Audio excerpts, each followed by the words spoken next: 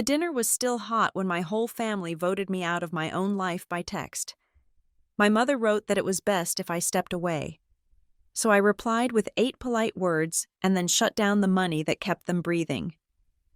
By sunrise, I had over 90 missed calls and a voicemail that sounded like a man drowning. I realized too late that the only way to stop being their fixer was to stop being their oxygen. My name is Addison Bishop, and I am 34 years old. Though on days like this, I feel archaic. The elevator ride up to my apartment on the 32nd floor always feels like a decompression chamber, a necessary airlock between the pressurized brutality of my job at Haraway and Finch Advisory and the silence of my own home. I had spent 12 hours staring at spreadsheets that detailed the slow, agonizing liquidation of a mid-sized logistics firm in Ohio, telling grown men that their pensions were gone and their futures were now statistical errors. I was good at it. I was the person you brought in when you needed someone to deliver the bad news without blinking. I was the fixer. I was the stable one. I unlocked my door and kicked off my heels. The pain in my arches, a dull, throbbing reminder of the day. I carried a bag of lukewarm Thai takeout that I had bought near the office and had no intention of plating. I set the container on the granite island of my kitchen, the only room in my apartment that looked truly lived in. Mostly because it was where I managed my second full-time job. I cracked open my laptop, the screen glowing blue in the dim light, ready to check the market close, when my personal phone buzzed against the countertop. It was a sharp, aggressive vibration. Not a call, a notification. I glanced down. It was the family group chat.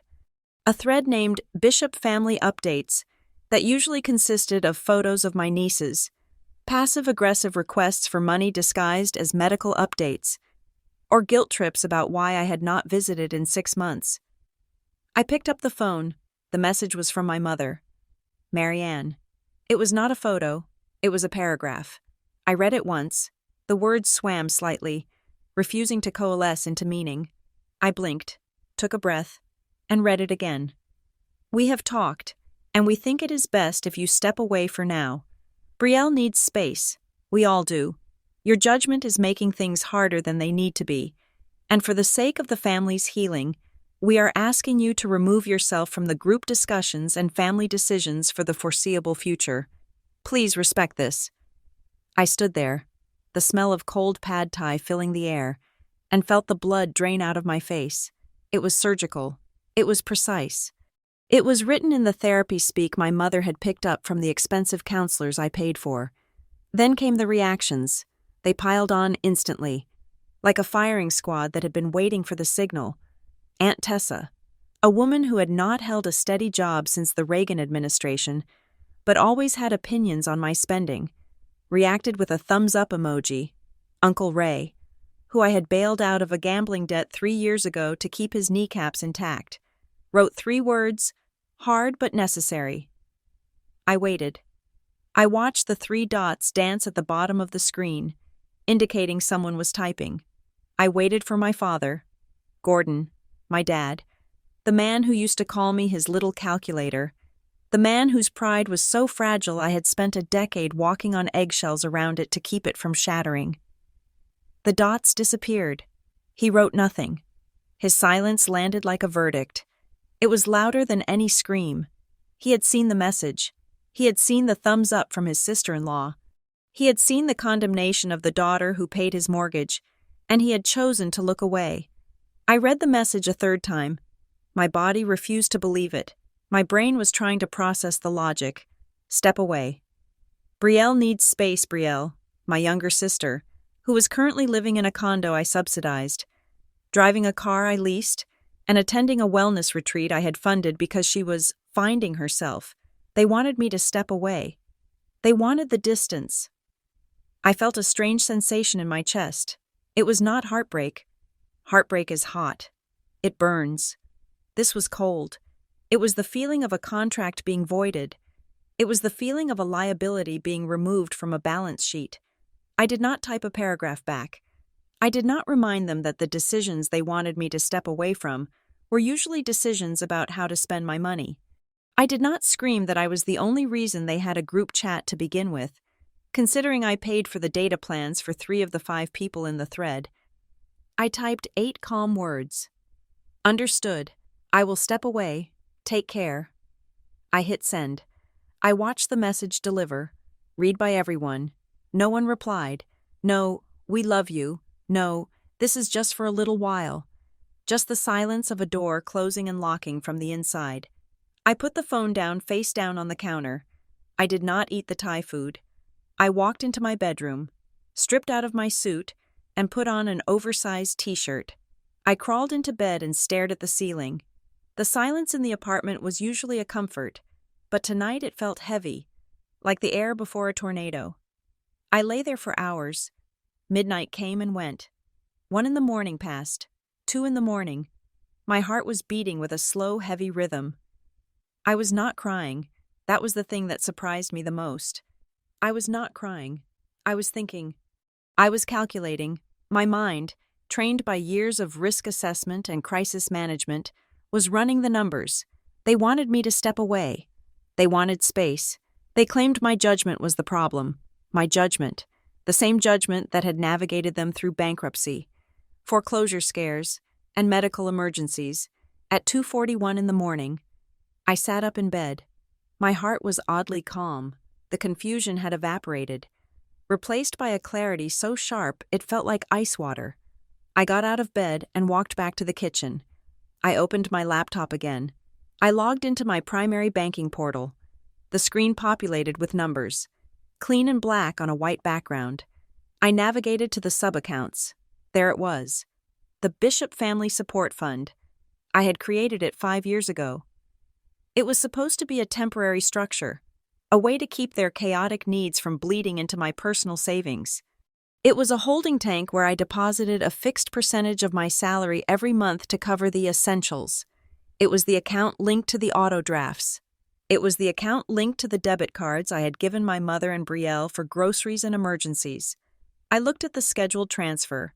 It was set to execute at 6 in the morning, as it did on the 1st of every month. $4,500. That was the baseline. That covered the mortgage on my parents' house in Jersey. It covered Brielle's car payment. It covered the supplemental health insurance for my mother. It covered the cell phone family plan.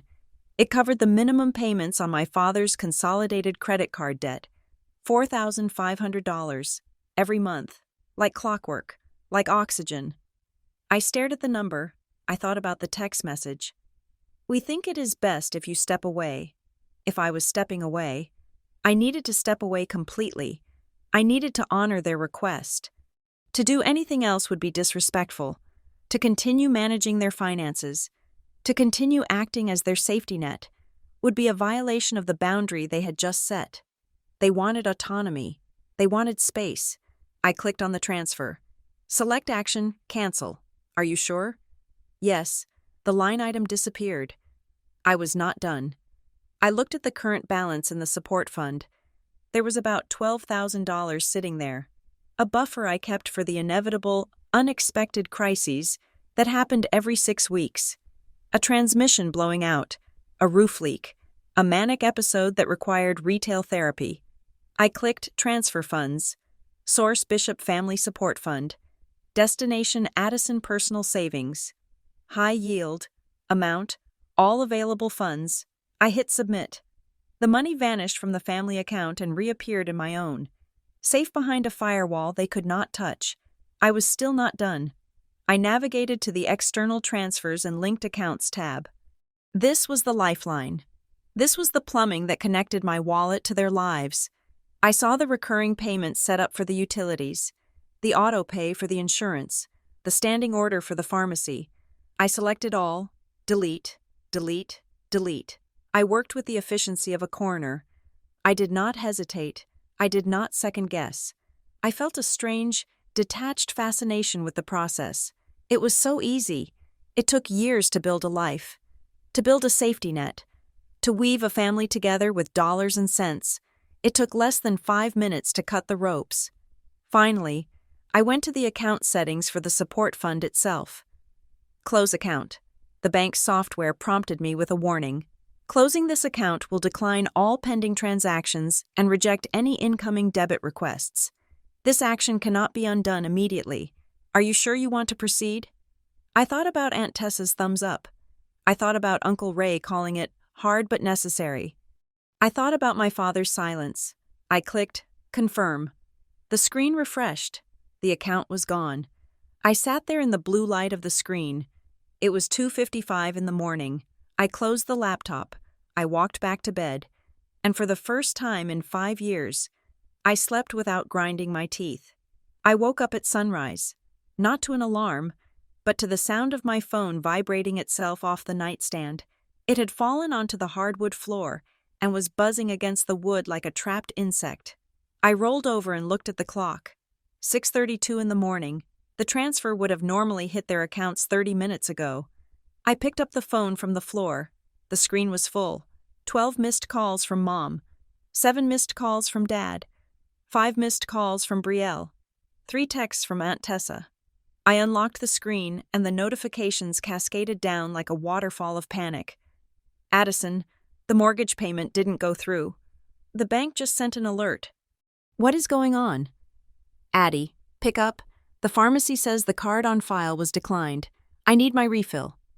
Did you change the password to the account? I can't see the balance. Addison, this isn't funny. Call me back immediately. Then, a voicemail from my father. I played it. Addison. His voice sounded tight, breathless. It sounded like a man drowning. Addison, the bank is saying the account is closed. Not empty, closed. The mortgage bounced. They are charging a returned payment fee. You need to fix this. You need to call them right now and tell them it was a mistake. Call me. I listened to the fear in his voice. It was the sound of a man who had forgotten that gravity existed because I had been holding him up for so long. He was not afraid for me. He was not calling to apologize for the text last night. He was calling because the floor had vanished. They did not want distance from my wallet. They just wanted distance from my boundaries. They wanted the fruit, but they did not want to acknowledge the tree. I scrolled through the messages. Brielle had sent a string of question marks, then a frantic, I'm at the gas station and the card isn't working. People are staring at me. Fix it. Fix it. That was my title. That was my identity. The fixer. But I had been fired. They had voted me out. I opened the group chat. The same thread where, less than 12 hours ago, they had told me I was the problem. The thread where they had demanded space. I typed one sentence. I am honoring your decision. I sent it. Then I went to the settings of my phone. I turned on Do Not Disturb. I filtered the contacts so that only my office and my assistant could get through. I turned the phone face down on the nightstand. The sun was coming through the blinds, painting stripes of golden light across the duvet. The city outside was waking up. The horns were starting to blare on the avenue below. The world was moving forward. I took a deep breath. The air tasted different. It tasted thin, sharp, and terrifyingly free. This is where my life starts again, I whispered to the empty room. And I meant it. They had asked for space. I was going to give them a galaxy of it. You do not wake up one morning and decide to become an emotional bank vault. You are built that way, brick by heavy brick, laid down by people who claim they are just trying to keep the roof from collapsing. I was not born cold. I was not born calculating. 5 years ago, I was actually quite soft. I was the daughter who came home for every birthday, the one who bought the thoughtful gifts, the one who believed that love was a verb that meant showing up. I was trained to be useful.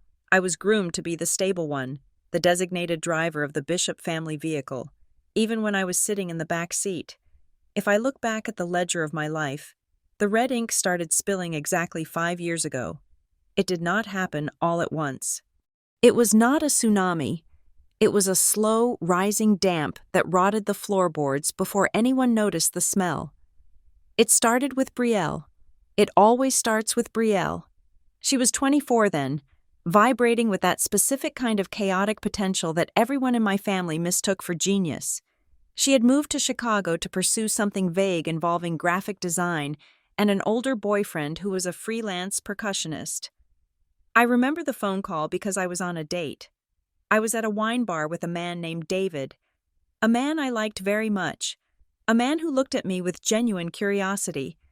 We were laughing about something trivial when my phone lit up. It was Brielle. It was a Tuesday.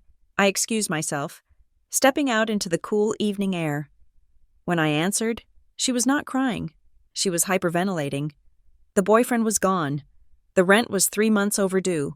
The landlord was threatening eviction by the weekend. She had nowhere to go, no savings, and she was talking about how dark the world felt, how she did not know if she could handle the shame of coming home. I did what I was trained to do. I did not ask why she had waited 3 months. I did not ask where her paycheck from the coffee shop had gone. I asked how much. $3,200. I told her to breathe. I told her it would be okay. I transferred the money from my savings account while standing on the sidewalk. Watching David through the window as he checked his watch, I told myself it was a one-time thing, a rescue mission. You do not leave your sister on the street. Just until Friday, she had promised, her voice thick with relief. I have a check clearing. I promise, Addie, just until Friday. Friday never came. The check never cleared, but the crisis passed, and the relief in her voice was so intoxicating, so heavy with gratitude, that I felt a strange high. I had fixed it. I was the hero. But heroes have to keep saving people. 3 months later, the ground shifted under my parents. My father, Gordon, had worked in mid-level logistics management for 30 years. He was a man who defined himself by the company car and the annual bonus. Then came the merger, the handshake that was actually a shove. He was let go on a Thursday afternoon with a severance package that was insulting and a handshake that was dismissive. He came home and sat at the kitchen table in his suit, staring at the wall. He told us it was temporary. He told us he had leads. He told us it was actually a blessing because he was finally going to consult. He kept putting on a tie every morning. He kept driving into town to sit in coffee shops and network, but the severance ran out in 6 months. The networking coffees did not turn into contracts. At the same time, my mother, Marianne, began to fade. She had always been fragile, a woman who treated her health like a mystery novel she was afraid to finish reading. She had been managing a heart condition for years. But with Dad's insurance gone, the cost of her medication tripled. I did not know this immediately. I found out the way you find out about a termite infestation when the wall crumbles. I was visiting for the weekend, trying to help Dad with his resume. When Mom collapsed in the kitchen, it was terrifying. The ambulance, the emergency room lights, the beeping monitors. It turned out she had been rationing her pills. She had been cutting them in half, then into quarters, trying to make a 30-day supply last for 90 days because she did not want to worry Gordon about the money. I stood in that hospital hallway, smelling the antiseptic and the stale coffee, and I looked at my parents. Dad looked gray, defeated, his suit jacket hanging off his shoulders like a costume. Mom looked small and frightened in the hospital bed. Brielle was there, crying loudly, making the nurses bring her tissues, making the tragedy about her fear of losing them. I realized then that they were all drowning. They were bobbing in the middle of the ocean, and I was the only one in a boat. I walked down to the billing department. I handed them my credit card, the copay, the deductible, the out-of-pocket costs. It was nearly $8,000. Then I went to the pharmacy and paid for 6 months of her medication in advance. When I came back to the room, I did not tell them the amount. I did not want to shame them. I just said, "It is handled. Do not worry about it." The look on my father's face was a complicated mix of relief and emasculation. He nodded, once, sharp and quick, and looked away. My mother squeezed my hand and said, "You are such a blessing. Addison, God always provides." God, not the 60-hour weeks I worked, not the savings I had been building for a down payment on a house. God provided, and I was just the vessel. That was the moment the Bishop Family Support Fund was truly born, though I did not give it a name until later. I told myself it was temporary. I told myself I was just bridging the gap until Dad found a new role. until Brielle found her footing. I approached it like a consultant. I analyzed the cash flow. I looked at their burn rate. I realized that asking them for money when they needed it was chaotic and humiliating for them. So, I systematized it. I created a separate checking account. I set up a direct deposit from my paycheck, $1,500 a month at first, then $2,000. Then, when Dad's consulting yielded $0 for a year, it went up to $3,000. I told them, "This is for the basics. This is so Mom never has to cut a pill in half again. This is so the lights stay on." It was supposed to be a safety net. But I learned a hard lesson about physics that year. If you put a safety net under people who refuse to climb, they will eventually just lie down in it. The net becomes a hammock. The temporary structure solidified into concrete. The miracle recovery became the status quo. My father stopped wearing the tie every day. He started talking about semi-retirement and how the market was rigged against men his age. My mother stopped worrying about the pharmacy costs because the card I gave her always worked. Brielle moved back home, then out again, then back. Her rent always mysteriously covered by family help, and I began to disappear. The praise at Thanksgiving dinners went to my mother's resilience. "Look how strong Marianne is," the aunts would say. "She bounced back from that scare so well." The praise went to my father's hustle, even though his hustle was mostly writing angry letters to the editor and managing his fantasy football league. I was just there. I was part of the furniture. I was the thermostat noticed only when I stopped working or when the temperature wasn't right. My own life began to shrink to accommodate theirs. I was making good money, very good money, but I was living like a broke college student. I had been looking at buying a condo in the city, a place with a view and a doorman. I scrapped that. I renewed the lease on my studio apartment, the one with the drafty windows and the radiator that clanked all night. My friends from business school were booking trips to Tulum, to Tokyo, to the Amalfi Coast. "Come with us, Addie," they would say. "You need a break." I would look at the spreadsheet. I would look at the Bishop Family Support Fund balance if I went to Tokyo, and the furnace broke at my parents' house. I would be short if I went to Italy, and Brielle totaled her car again. I would be overextended. "I can't this time," I would say. "Work is crazy." I lied. Work was fine. It was my second job being the family matriarch, and safety deposit box that was killing me. I started measuring my joy against a spreadsheet. A nice dinner out for myself was calculated as half of Mom's Lipitor. A new pair of boots was 1 week of Brielle's groceries. Every dollar I spent on myself felt like theft. It felt like I was taking food out of their mouths. I convinced myself this was what love looked like. Love was sacrifice. Love was the hard thing. Love was staying up until midnight reconciling their bank statements because Dad wasn't good with the online stuff. But every time I tried to set a boundary, the reaction was swift and brutal. I remember one Christmas, 2 years into the arrangement, I suggested that perhaps Brielle should get a part-time job to help with her own gas money. Just a suggestion. Gentle. The room went silent. The air pressure dropped. "You are judging us," Brielle snapped, her eyes welling up instantly. "You think because you have this corporate job and no soul that you are better than me? I am an artist, Addison. I am trying to build something real, not just move money around like you." My mother chimed in, her voice soft but laced with disappointment. "Addison, honey, we are all doing our best. You have changed. You have become so transactional. Family isn't a business."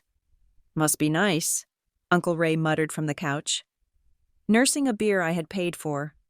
Must be nice to have your life so together that you can look down on everyone else." I retreated. I apologized.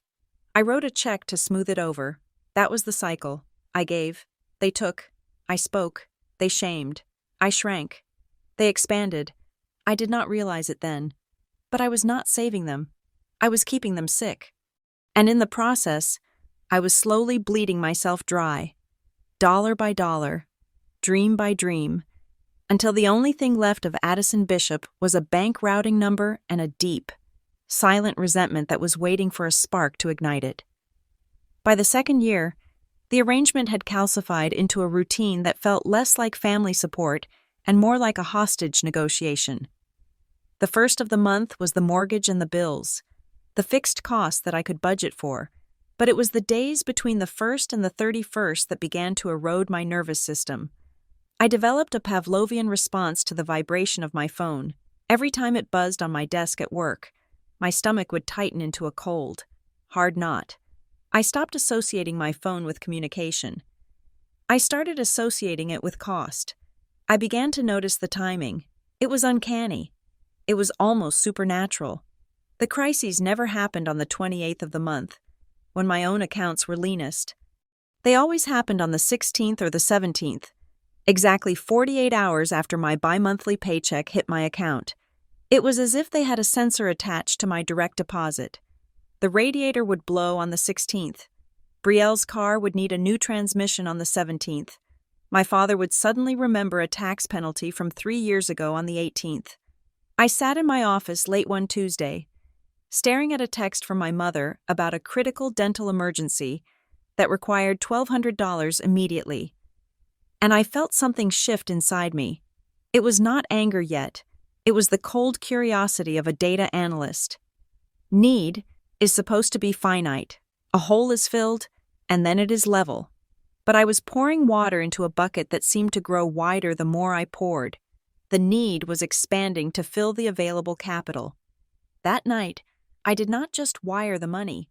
I opened a new spreadsheet. I did not do it to build a legal case. I did not do it to throw it in their faces. I did it because I was starting to feel insane. I was starting to doubt my own memory. Had I not just paid for dental work in February? Had we not replaced those tires in November? I needed to see it in black and white to prove to myself that I was not hallucinating the hemorrhage of my own life. I named the file the ledger. I started retroactively entering data from the past 24 months. I pulled up my bank statements, my Venmo history, the Zelle transfer logs. I categorized every single transaction, date, amount, stated reason, recipient. The first thing that hit me was the total. I knew it was high, but seeing the cumulative number in a bold, sans serif font made the air leave the room. In 2 years, I had transferred $72,450. I sat back in my chair. The blue light of the laptop illuminating my small, drafty apartment, $72,000. That was a down payment on a house. That was a wedding I never had. That was the freedom to quit the job that made me grind my teeth at night. I looked at my own savings account. It had flatlined. I was making more money than I had ever made in my life. Yet my net worth had not moved an inch since the day my father lost his job. I was a high-functioning conduit, channeling wealth from my employer directly to my family, keeping nothing for myself but the stress of management. Then, I started looking closer at the stated reason column versus the reality. I decided to ask for receipts. I told myself it was just good governance. If I was the family's CFO, I needed documentation. The reaction was immediate and visceral. "We are not your employees, Addison," my father snapped when I asked to see the invoice for the car repair. "I am your father. Do you think I am stealing from you? Is that what this is? You think I am a thief? I just want to keep track of the expenses for tax purposes," I lied, trying to keep my voice even. "Stop policing us," Brielle texted. "It is humiliating enough to have to ask. You do not have to make us beg and show paperwork like we are on welfare. You are supposed to be my sister." They made me feel small. They made me feel petty. They weaponized their own shame and fired it at me until I backed down. But I did not stop looking. I just stopped asking. I became a silent observer. I realized that because I paid the credit card bills, I could see the line item details of the spending. I had access to the raw data they thought I was ignoring. I spent a weekend forensic auditing my own family. I found the groceries. There were charges to the local supermarket. Yes, but there were also 3 or 4 charges a week to premium food delivery services. Sushi on a Tuesday night for $80. Thai food on a Thursday for $65. I was eating leftovers. I was meal prepping rice and beans to save money. They were ordering spicy tuna rolls on my dime because they were too stressed to cook. I found the essentials. Brielle had needed money for a work laptop because hers had crashed. I saw the transaction at the electronics store. It was for the newest, highest-end model, the one with the maximum memory and the most expensive processor. She was designing flyers for local bands. She did not need a machine capable of rendering Pixar movies. She had bought the best because she wasn't paying for it. Then there were the little treats, the upgrades. My mother's flight to visit Aunt Tessa in Florida. I had paid for economy. I saw a charge for an upgrade to Economy Plus. Then another charge for checked bags that exceeded the weight limit. The streaming services.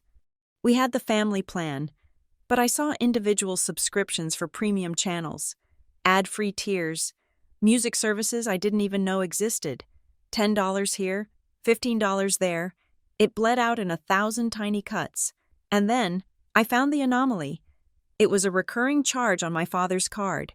It was listed as BRRO membership fee. It was $99 a month. It had been running for 14 months. I searched for it online. Nothing obvious came up. It sounded generic. Bishop Renewal Outreach Brothers of Ray Organization. I couldn't place it. I asked my father about it casually during a call about the electric bill. Hey, Dad, what is this charge I keep seeing it? There was a pause, a beat of silence that lasted 2 seconds too long. Oh, that, he said, his voice dropping into that breezy, dismissive tone he used when he was lying. That is just a networking group. For the consulting, a professional association. It helps me get leads. $1,400 in leads, I asked. Have you gotten any clients from it?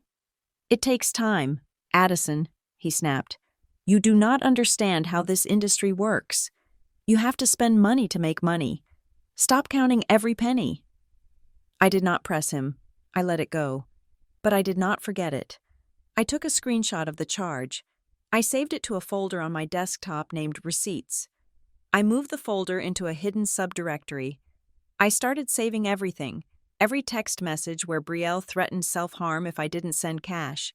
Every voicemail where my mother cried about being a burden while simultaneously asking for a higher allowance. Every bank statement highlighting the discrepancies between their desperation and their lifestyle. I was building an archive of my own exploitation. Half of me hoped I would never need it. I hoped that one day they would wake up and say, "Thank you, Addison. We are on our feet now. You can stop."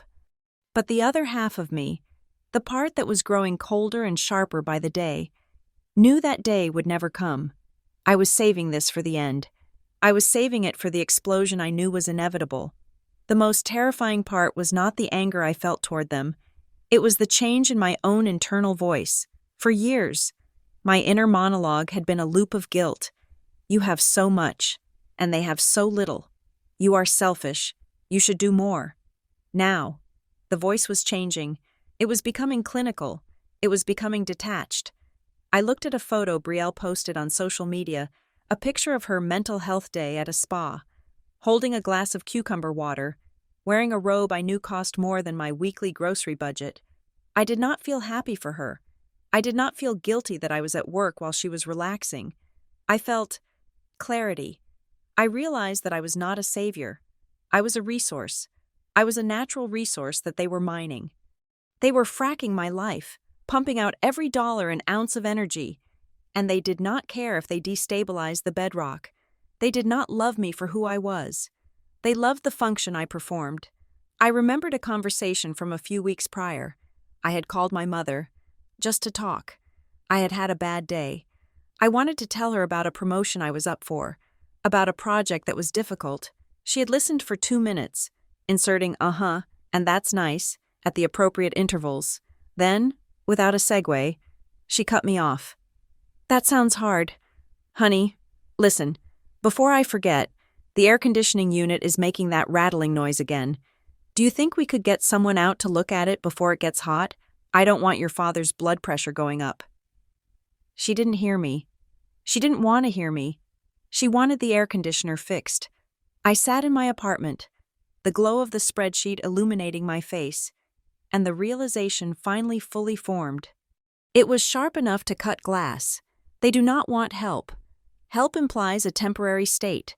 Help implies a goal of independence. They do not want to be helped. They want access. They want access to my lifestyle without the labor.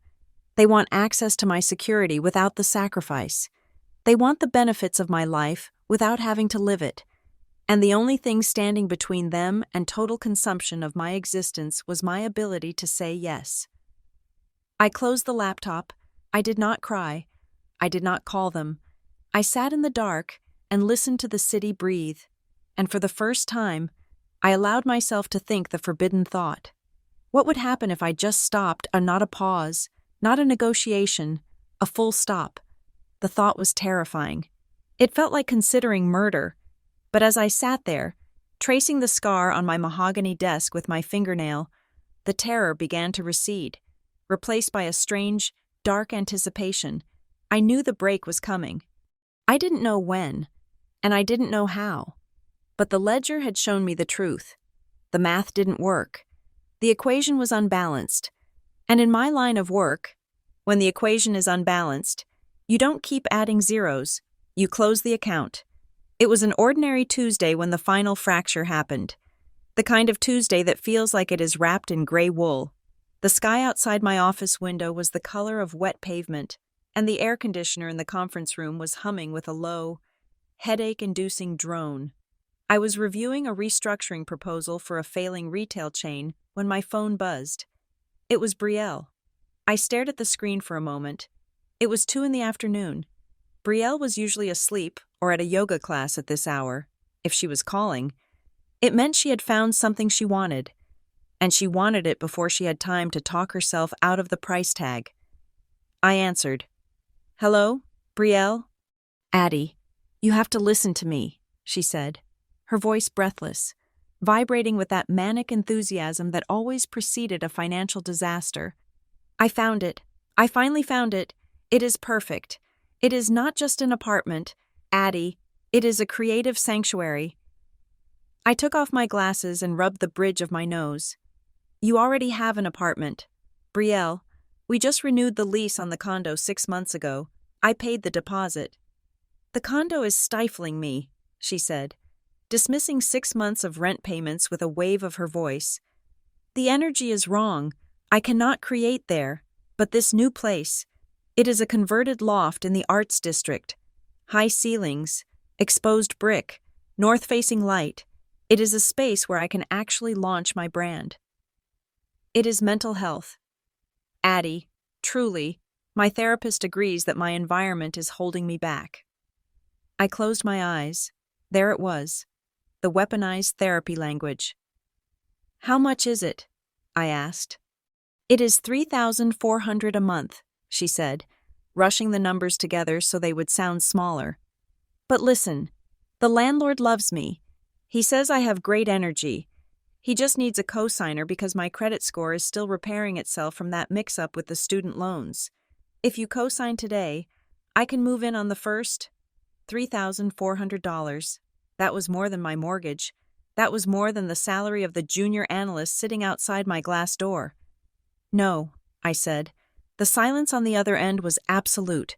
It was not the silence of confusion. It was the silence of shock. The machine had malfunctioned. The ATM had refused the card. "What did you say?" she asked, her voice dropping an octave, losing its breathless shine. I said no. "Brielle, I am not co-signing a lease for $3,400.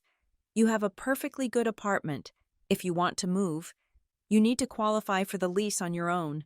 I am not doing this anymore." "You are joking," she said. "You know I cannot qualify on my own. You are basically saying I have to stay in a place that makes me depressed. You are choosing to hurt my mental health. I am choosing not to be liable for $40,000 of rent when you decide you do not like the north-facing light in 3 months," I said. My voice steady, though my heart was hammering against my ribs. "The answer is no. Brielle, do not ask me again. You are being incredibly selfish," she spat out. "You have no idea what it is like to struggle. You sit in your ivory tower and judge everyone. Dad was right about you." She hung up. I stared at the phone. Dad was right about you. I put the phone down and went back to work. I forced myself to focus on the retail chain's debt-to-income ratio. I forced myself to ignore the sick feeling in my stomach, the familiar dread that whispered, "You are going to pay for this." I did not know how right the voice was. 3 hours later, the group text arrived. I was packing up my laptop when the notification slid onto my screen. It was the message from my mother, the one I read in the cold open of this story, the one that sliced me out of the family like a tumor. "We have talked, and we think it is best if you step away for now." I sat in my office chair, the leather creaking beneath me, and I went very still. I finally understood the timeline. I understood the mechanics of the afternoon. After I said no to Brielle, she had called Mom. She had called Dad. She had spun a narrative of cruelty and abandonment. She had probably told them I screamed at her, that I mocked her mental health, that I dangled my money over her head like a master taunting a dog. And they had convened a tribunal. They had likely started a separate group chat one without me where they discussed my toxicity. My father, who was driving a car I paid for, would have said, "She has become impossible to talk to." My mother, whose pharmacy bills were on autopay from my account, would have sighed and said, "She just doesn't understand family loyalty." Aunt Tessa would have chimed in from the sidelines. Fueling the fire, they had voted. The verdict was exile, but here was the catch: they did not want to exile me from the support. They wanted to exile me from the authority. They wanted to push me away just enough so that I could not say no to the next lease, but keep me close enough that the auto transfers would keep clearing. They wanted to punish the boundary I had set with Brielle. They wanted to teach me a lesson: if you try to control how we spend your money, we will cut you off emotionally until you fall back in line. It was a tactic. It was a strategy. Step away meant, sit in the corner and think about what you did, but leave your wallet on the table. I typed my 8 words. Understood. I will step away. Take care. I drove home in silence. I did not listen to a podcast. I did not listen to music. I listened to the tires on the asphalt. When I got to my apartment, I did not explode. I did not throw a vase against the wall. I did not drink a bottle of wine. I lay on my couch and stared at the ceiling fans spinning slowly above me. I felt a weird, hollow grief. It wasn't the grief of losing people. It was the grief of losing an illusion. I had spent 5 years believing that if I was useful enough, I would be loved. I thought that my utility was a currency that I could trade for affection. I realize now that utility is not a currency. It is a commodity, and commodities are used up, discarded, and replaced. They did not miss me. They missed the version of me that said yes. I closed my eyes and imagined the next few months if I did nothing. If I just stepped away emotionally but left the financial plumbing intact, Brielle would get the apartment. Mom or Dad would co-sign, knowing that if they defaulted, I would swoop in to save their credit score. They would wait 2 weeks, then send a tentative text. "Hope you are doing better. We miss you." And I would come back, grateful for the crumbs, and the cycle would reset. The price of re-entry would be the security deposit on the loft. No. My eyes snapped open. I remembered the date. It was the last day of the month. The big transfer, the $4,500 life support injection, was scheduled for 6 in the morning. If I was stepping away, I had to step away. You cannot fire the employee but keep their keycard active. You cannot divorce the wife but keep coming over for dinner. Stepping away could not be symbolic. It had to be literal. I got up and walked to my laptop. The house was dark. The only light came from the city skyline outside and the glow of the screen. I logged into the bank. I have described the mechanics of closing the account already. The clicks, the transfers, the sterile efficiency of it. But what I did not describe was the feeling in my chest as I did it. It felt like cutting a rope while hanging off a cliff, not knowing if the ground below was 5 feet down or 500. I hovered the mouse over the final confirm button to close the Bishop Family Support Fund. I hesitated for exactly 1 second. A flash of my mother's face appeared in my mind, not the manipulative woman who sent the text, but the mother who used to make me soup when I was sick. A flash of my father teaching me to ride a bike. Then I remembered the silence. I remembered the thumbs up from Aunt Tessa. I remembered Brielle saying, "Dad was right about you." I clicked the button. There was no dramatic speech. I did not send a warning text saying, "If you do this, I am cutting you off." Warning them would have been a mistake. Warning them would have been an invitation to negotiate. If I had told them I was closing the account, they would have called. They would have screamed. They would have cried. They would have promised to change. They would have said anything to keep the line open. And I might have believed them. So I did it in the dark. I did it while they slept. I did it because I was done being negotiated with when I wasn't even allowed in the room. I went to sleep with the strange, heavy certainty of a soldier burning a bridge behind them. Morning came, and with it, the detonation. I woke up to the missed calls, the panic I described earlier, but now, reading the texts in the cold light of day, I saw the truth of them. They were not worried about me. They were not asking, "Addison, are you okay? Why did you do this?" They were asking about the mechanism. The payment bounced. The card is declined. The account is gone. They were technical support tickets, not family inquiries. Then came Brielle. Her messages started at 7 in the morning with confusion. "Addie, the gas pump isn't working. Did you freeze the card?" By 8 in the morning, the tone had shifted. The panic had turned into rage. The narrative had flipped. "You did this on purpose," she wrote. A wall of blue text bubbles filled my screen. "You knew I needed gas to get to the meeting with the landlord. You are sabotaging me." Sabotage. She did not see the 5 years of rent I had paid. She did not see the car I had leased for her. She saw the one moment I stopped, and she defined my entire existence by that one refusal. "You are punishing us just because we asked for space," she texted. "That is so abusive. Addison, financial abuse is real. You are trying to control us by starving us out. How could you be so cruel? Mom is crying. I hope you are happy." I read the words financial abuse and almost laughed. A dry, sharp sound that startled me in the quiet apartment. I was the one who had been drained. I was the one whose savings were stagnant. I was the one working 60-hour weeks to fund their mental health breaks. And yet, in their story, I was the villain. I was the abuser because I had stopped allowing them to abuse me. I started to type a reply. I started to type, "I am not punishing you. You asked me to step away. I stepped away. This is what it looks like when I am not there." I stopped. My thumb hovered over the letters. What was the point if I explained it? They would just argue. They would twist the logic. They would say, "We didn't mean the money. We meant your attitude." They would gaslight me until I apologized for their lack of gratitude. I deleted the draft. I realized then that you cannot explain your side of the story to people who need you to be the villain so they can be the victim.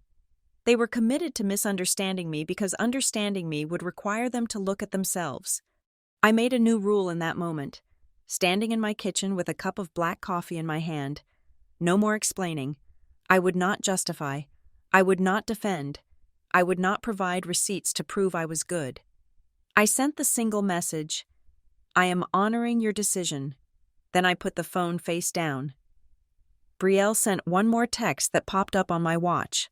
A final parting shot before I blocked the notifications. "You are going to regret this. You need us more than we need you." I looked at my silent apartment. I looked at the bank app on my phone, where my money was finally sitting still, safe and untouched. "No, Brielle," I said to the empty air. "I really don't." 3 days of silence is a long time for a family that communicates exclusively in crises. For 72 hours. My phone had been a paperweight, barring the occasional notification from work. I had expected the rage to last longer, or perhaps for the silence to stretch into a permanent Cold War, but I had underestimated their desperation. On Friday afternoon, a text arrived from my mother. It was not hysterical, it was not demanding, it was deceptively soft. Addison, we cannot leave things like this. We are a family. Please, join us for a video call tonight. Just 10 minutes. We want to clear the air. We want to understand. I stared at the message. The logical part of my brain, the part that had built the ledger and closed the accounts, screamed that it was a trap. It warned me that clearing the air was a euphemism for wearing you down. But the other part of me, the vestigial part that still remembered being 6 years old and wanting my mother to be proud of a drawing, hesitated. I wanted them to understand. I wanted, with a pathetic, aching hope, for them to say, "We see what we did. We are sorry." I texted back, 8 o'clock, 10 minutes. I spent the rest of the evening preparing. I did not prepare like a daughter going to a family meeting. I prepared like a defendant going to a deposition. I showered, put on a blazer, and poured a glass of water. I sat at my desk, not on the couch. I wanted the barrier of the screen and the structure of my workspace. At 7:59, I clicked the link. The screen flickered. The connection stabilized, and my stomach dropped through the floor. I had expected my mother and father, maybe Brielle. Instead, a grid of 6 faces stared back at me. It was a tribunal. My parents were sitting on the beige sofa in the living room I paid for. Brielle was in her condo, her face blotchy and red, looking like a tragedy painted by an amateur. But they were not alone. Aunt Tessa was there, dialed in from her kitchen, clutching a glass of wine like a gavel. Uncle Ray was in the bottom corner, looking uncomfortable in a recliner. Even my cousin Denise, whom I had not spoken to since Christmas 2 years ago, was present, looking solemnly at the camera as if she were witnessing a sentencing hearing. They had gathered the clan. They had brought witnesses. This was not a conversation. It was an ambush. "Hello, Addison," my mother said. Her voice was trembling, but her eyes were hard. "Thank you for joining us. We thought it was important for everyone to be here, because this affects everyone." "Affects everyone?" I asked, my voice calm, though my pulse was thundering in my ears. "How does my personal bank account affect Denise?" "This is not about money, Addison," Aunt Tessa chimed in, her voice shrill and distorted by the microphone. "This is about character. We are shocked. We are all just shocked." "We are not here to attack you," my father said, raising a hand to silence Tessa. He looked tired. He looked old. He looked at me with the weary disappointment of a CEO whose subordinate had failed a critical task. "We are here to help you understand the gravity of what you have done. You have put this family in a very dangerous position." "I put you in a dangerous position," I repeated. "You asked me to step away? I stepped away." "You abandoned us," Brielle screamed. The audio peaked, distorting her voice into a digital screech. "You cut us off without warning. You knew I had bills due. You knew Mom needed her prescription. You pulled the rug out because your feelings were hurt. That is not stepping away. Addison, that is violence.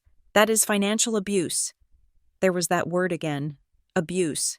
"It is cruel," my mother added, wiping a tear that I was 90% sure was real and 100% weaponized. "To leave your parents wondering if they can keep the lights on after everything we sacrificed for you, we raised you to be better than this." "We are worried about you," Uncle Ray grumbled. "A person who can do this to their own blood. It is not right. It is cold. It is like you are a robot." They took turns. It was a firing squad, and I was tied to the post. They threw words at me like stones. Selfish, arrogant, vindictive, unstable. They spun a narrative where I was a monster who had lured them into dependency only to punish them for sport. They erased 5 years of sacrifice and replaced it with 3 days of inconvenience. I let them talk. I sat perfectly still, my hands folded on the desk, my face a mask of polite interest. I let them run out of breath. I let the anger burn itself out until there was only the heavy, panting silence of a group that expects their victim to break. They were waiting for me to cry. They were waiting for me to apologize. They were waiting for me to say, "I am sorry. I was just so hurt. I will fix it right now." My father leaned into the camera.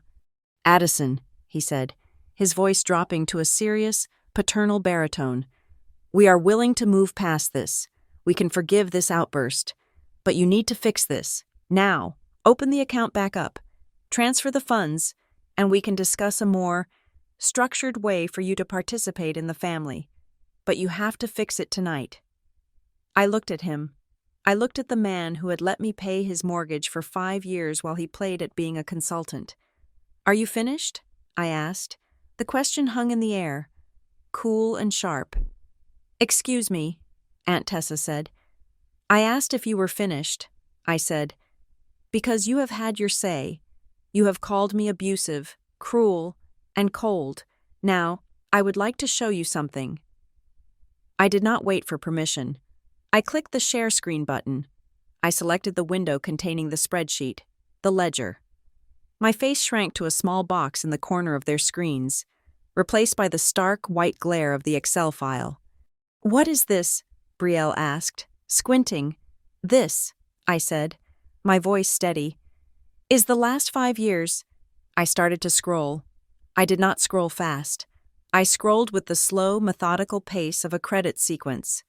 Row 1, November 21st. Rent assistance for Brielle, $3,200. Row 2, December 4th. Medical deductible for Mom, $850. Row 3, January 10th. Car repair for Dad, $1,400. "Addison, stop this," my mother said, her voice rising in panic. "We do not need to see this." "I think you do," I said. "You called me abusive. You said I abandoned you.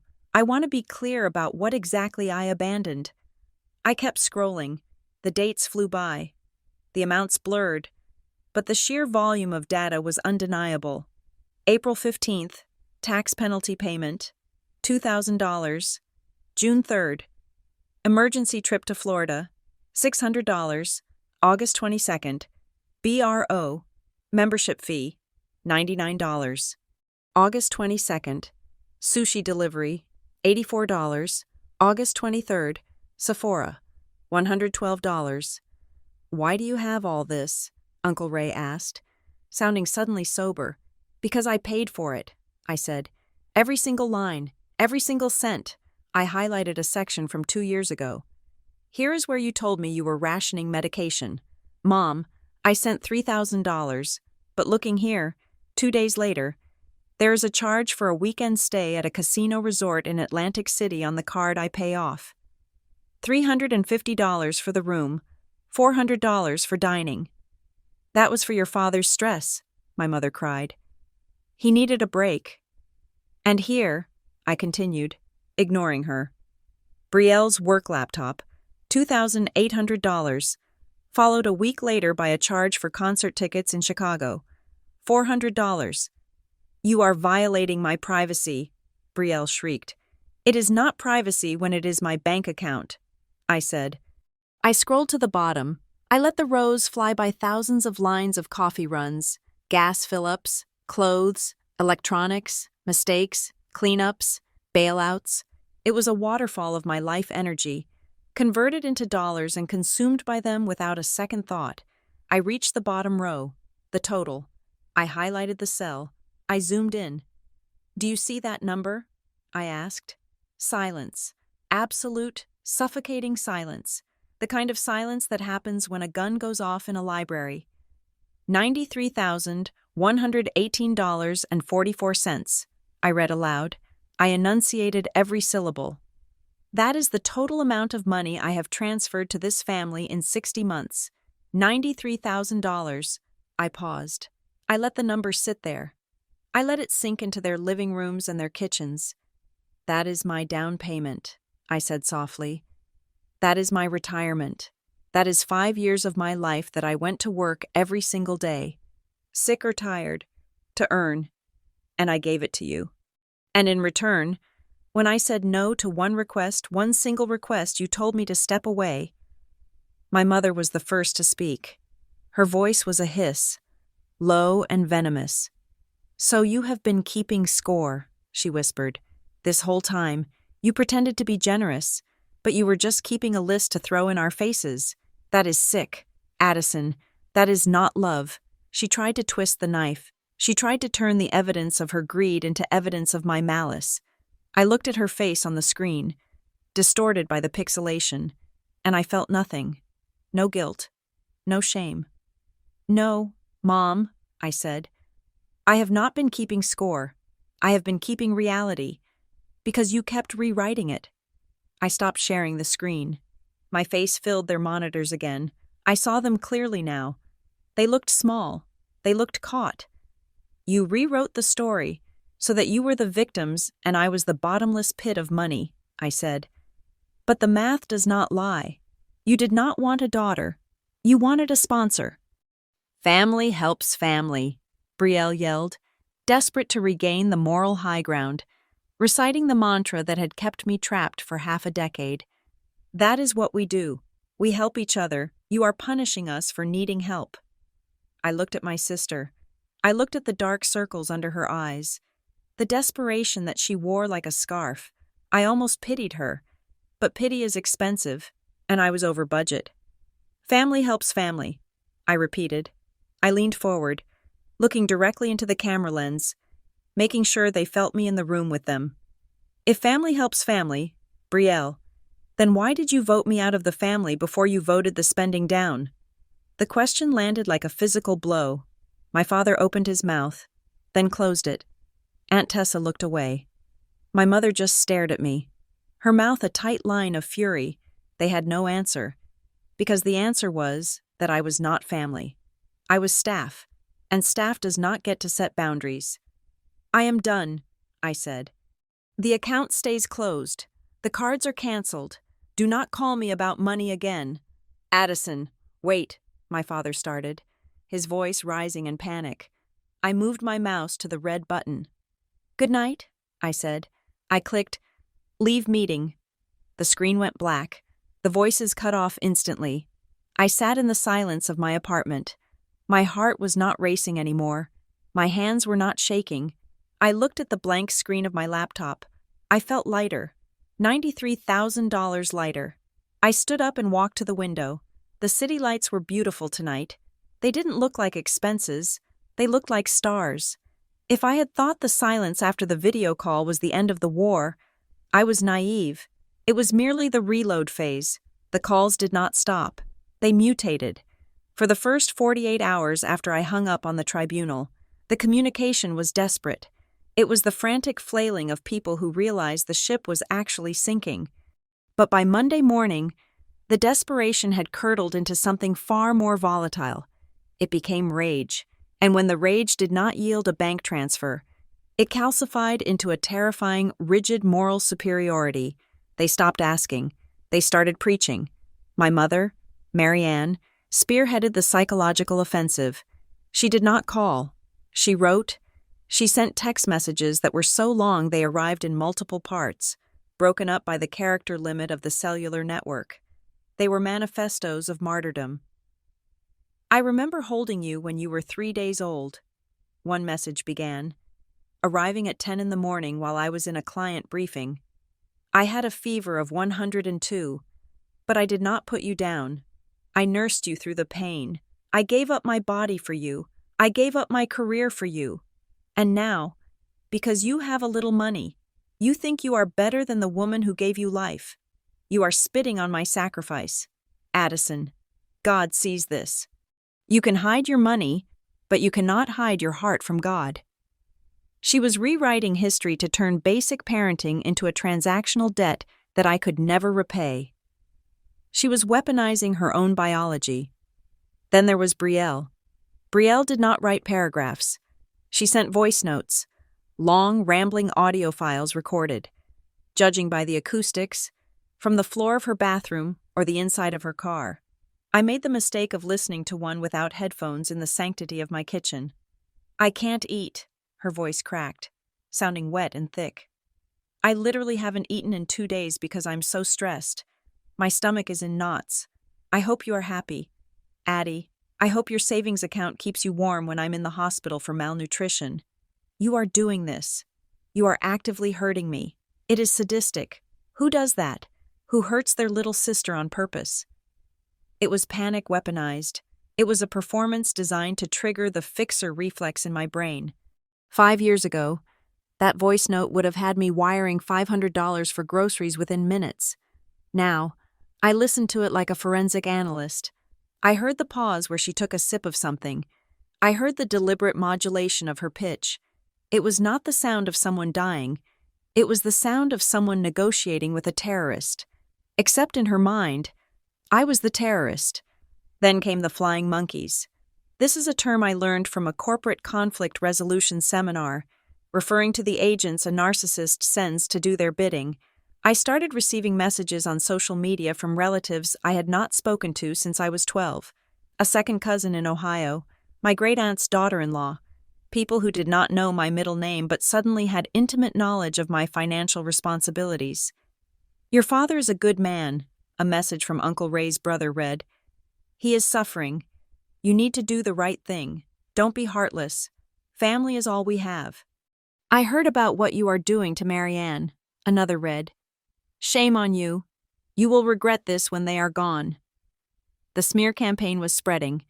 They were painting a portrait of me across the extended family network, the cold, corporate witch who was hoarding millions while her elderly parents starved in the dark. They stripped away the context. They erased the $93,000. They left only the refusal. I did not reply to any of them. I archived the messages into the evidence folder, which was growing larger by the gigabyte, but digital threats are one thing, physical presence is another. On Wednesday night, 4 days after the confrontation, someone came to my building. I live in a secure building with a doorman, but the evening shift guy, Martinez, is older and sometimes assumes that if you look like you belong, you do. I was sitting on my couch, reading a contract, when I heard the heavy, deliberate knock on my door. I froze. I was not expecting a delivery. I had not ordered food. I walked softly to the door, my socks sliding on the hardwood. I looked through the peephole. The hallway light was dim, but I saw the figure. It was Uncle Ray. He was standing there, wearing a windbreaker that looked too tight, shifting his weight from foot to foot. He did not look like a man coming to apologize.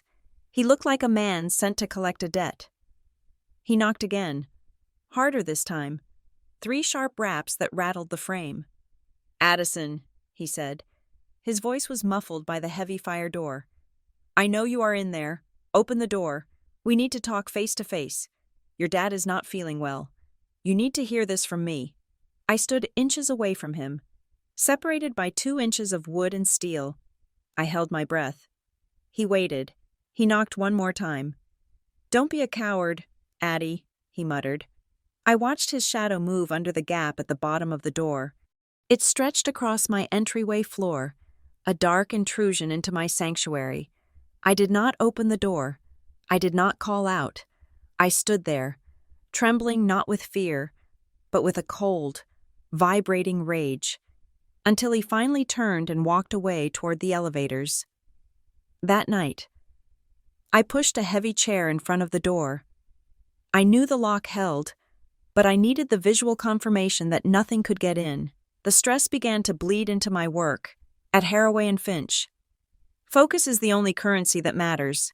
You cannot miss a decimal point when you are valuing a company's assets.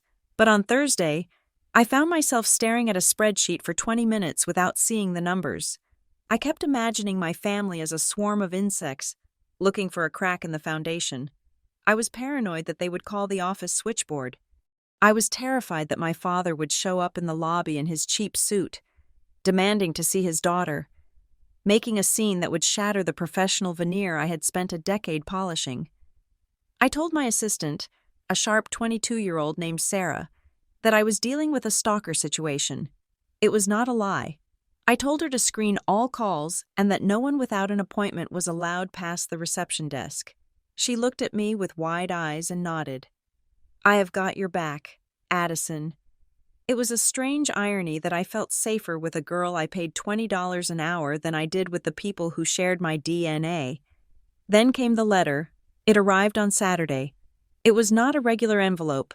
It was a rigid cardboard mailer from the United States Postal Service. Certified mail, restricted delivery. I had to sign for it. The mail carrier looked bored, but my hand shook as I scribbled my signature on the electronic pad. I took the envelope into the kitchen and set it on the island. The return address was a post office box in Delaware, labeled Card Services Division, Security Fraud Department. My heart started a slow, heavy thud against my ribs. I tore the tab and slid the contents out. It was a stack of paperwork. The cover letter was printed on red-bordered paper.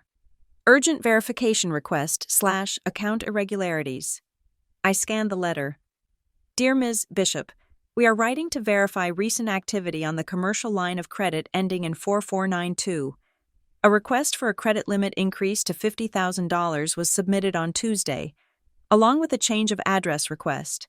Due to discrepancies in the income verification documents, we have placed a temporary hold on this transaction pending your confirmation. I frowned. Commercial line of credit. I did not have a commercial line of credit. I turned the page to look at the application summary attached to the letter. Applicant Addison J. Bishop, co-applicant. Bishop Renewal Outreach. The room seemed to tilt sideways. Bishop Renewal Outreach. B-E-R-O. The mysterious $99 membership fee on my father's card. It wasn't a networking group. It wasn't a club. It was a business entity. And apparently, I was an officer of that business. I read further down the application. It claimed that Bishop Renewal Outreach was a consulting and asset management firm. It claimed revenue of $150,000 a year. And at the bottom of the page, above the line marked Guarantor Signature, was my name. It was written in blue ink. It had the loops and the slant of my handwriting. It was a good attempt. It looked like my signature, but slightly hesitant. It looked like the signature of someone who had spent hours tracing my name from old checks or birthday cards, practicing the curve of the A and the sharp cross of the T. I looked at the date on the application. It was submitted 3 days ago, Wednesday, the day after the video call, while my mother was sending me texts about her labor pains, while Brielle was sending voice notes about starvation. Someone my father, or maybe Aunt Tessa, or perhaps the whole committee had been filling out a loan application in my name. They had tried to open a $50,000 line of credit using my credit history, my social security number, and a forged signature. They realized I had cut the cash flow, so they had decided to go straight to the source. They were not just trying to guilt me into giving them money anymore. They were trying to steal it. This was not family drama. This was a felony. I stood there in the quiet of my kitchen, the paper trembling slightly in my hand. I waited for the tears. I waited for the crushing wave of sadness that usually accompanied these betrayals. I waited for the part of me that was a daughter to break down and mourn the loss of her parents. But the tears did not come. My eyes were dry. My breathing was steady. The daughter in me had finally died, suffocated by the weight of the evidence on the counter. In her place stood the fixer, but I was no longer fixing their problems. I was fixing the leak in my own hull. I walked to my desk. I did not pick up the phone to call them. I did not scream into the void. I took out a fresh yellow legal pad and a black pen. I sat down and wrote a header at the top of the page. It did not say, reasons why they did this. It did not say, things to say to Mom. It said, counter moves. I looked at the forged signature one last time. It was an insult. It was a clumsy, desperate attempt to enslave me to their debt for another 10 years. Okay, I whispered to the empty room. If you want to play federal crimes, let us play federal crimes. I uncapped the pen and started writing. Step 1. Freeze all 3 credit bureaus. Step 2. File a police report for identity theft. Step 3. Contact the fraud department listed on this letter. Step 4. Hire an attorney who specializes in family financial fraud. I wrote until the page was full.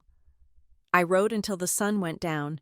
And for the first time in a week, I was not afraid. I was not paralyzed. I was mobilized. They had made a fatal error. They thought they were dealing with Addison the daughter, who could be manipulated by guilt. They forgot they were dealing with Addison the consultant, who dismantled failing organizations for a living and Bishop Renewal Outreach was about to go out of business. Monday morning did not begin with coffee. It began with digital warfare. I treated the situation exactly like a hostile corporate takeover, because that is what it was. My identity was the asset, and my family was the raiding party. I sat at my desk at 7 in the morning, 2 hours before I was due at Haraway and Finch, and I executed the list I had written on the yellow legal pad. Step 1 was the credit freeze. I logged into Equifax, Experian, and TransUnion. I moved with a speed that surprised me. Click, verify. Freeze, click, verify. Freeze. It was a lockdown. I was erecting an invisible electric fence around my social security number. Step 2 was the passwords. This was the most painful part, not because it was difficult, but because it forced me to confront the intimacy of the theft. My security questions were standard. What was the name of your first pet? What is your mother's maiden name? What street did you grow up on? These were not secrets. These were dinner table conversations. These were the fundamental bricks of our shared history. My family did not need to hack me. They just needed to remember me. I changed everything. I used a random password generator to create strings of 40 characters that looked like hieroglyphics. I changed the security questions to lies that only I would know. Question: What is your mother's maiden name? Answer: Titanium. Question: What was the name of your first pet? Answer: Liquidation. I was rewriting my history into a code they could not decipher. By 9 in the morning, I was walking into the 19th precinct. The station smelled of stale floor wax and old coffee. It was not dramatic. It was bureaucratic. I waited in line behind a man reporting a stolen bicycle and a woman who looked like she had been crying for 3 days. When I finally sat down at the desk of Detective Miller, I did not cry. I laid out the certified letter, the copy of the fraudulent application, and a timeline of the events. Detective Miller was a heavy-set man with tired eyes and a tie that had seen better decades. He looked at the paperwork, then at me. "This is a business loan application," he said, tapping the paper with a thick finger. "Bishop Renewal Outreach. You are listed as the guarantor." "I did not sign that," I said.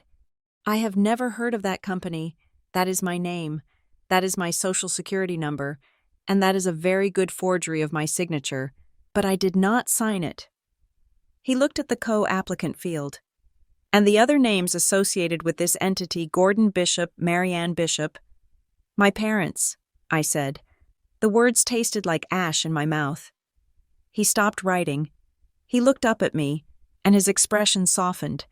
It was the look of a man who had seen this movie 1,000 times and hated the ending. "Ms. Bishop," he said quietly, "I am going to take this report. We will generate a case number. But I need you to be prepared. Identity theft is usually strangers in a basement in another country.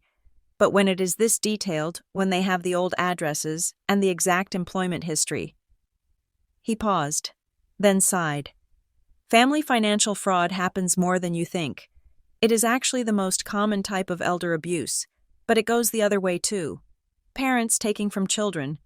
Siblings taking from siblings. They tell themselves they are just borrowing it. They tell themselves it is family money, so it belongs to everyone." "It is not borrowing," I said, my voice cold. "It is $99 a month for a membership fee to a fake company, followed by a $50,000 loan application." He nodded. "I know. I am just telling you what we see. We will investigate, but you need to understand that if we pursue this, and if the district attorney picks it up, your parents could be facing felony charges, wire fraud, identity theft, forgery. Are you willing to go that far?" I looked at the handcuffs hanging on the back of his chair. I thought about my father in a cell. I thought about my mother in a prison jumpsuit. Then I thought about the text message: "We think it is best if you step away." "I am willing to go wherever the truth goes, Detective," I said.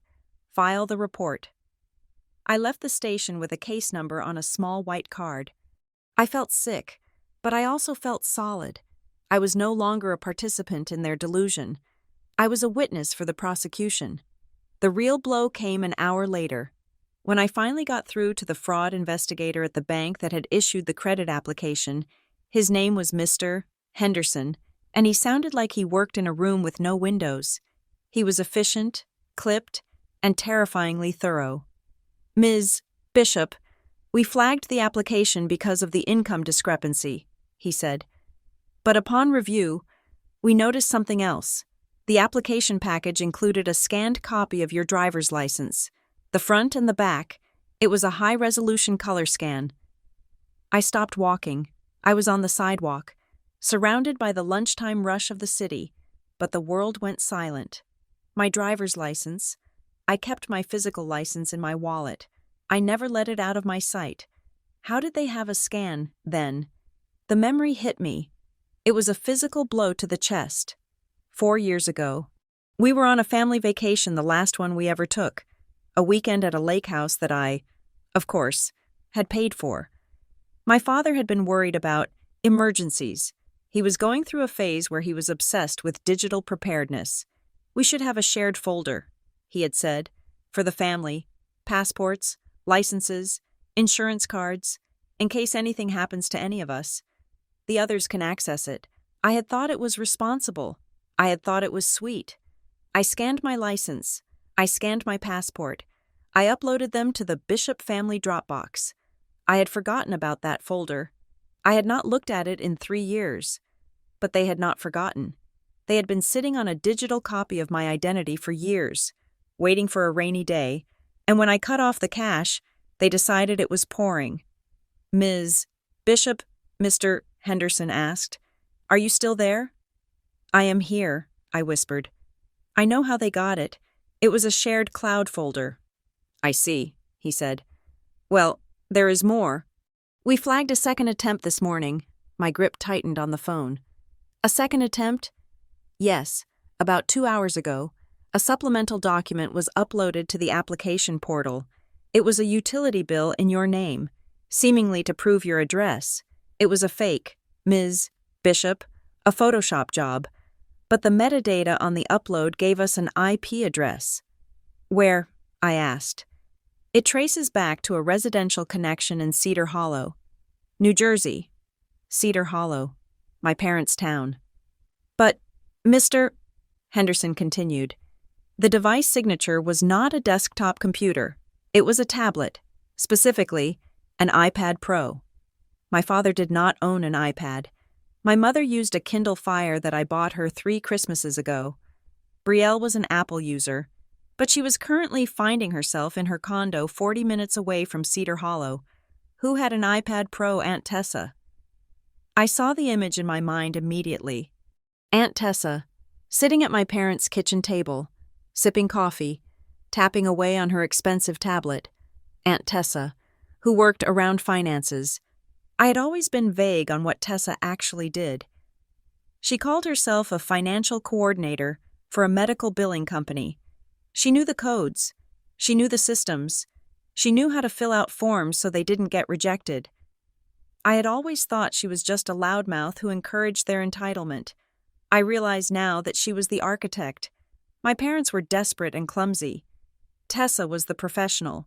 She was the one who knew how to set up an LLC. She was the one who knew that a consulting firm looked better on a loan application than a personal request. She was the one guiding their hands. "Block it," I told Mr. Henderson. "Block everything, and send me the IP logs. I need them for the police report." "Already done," he said.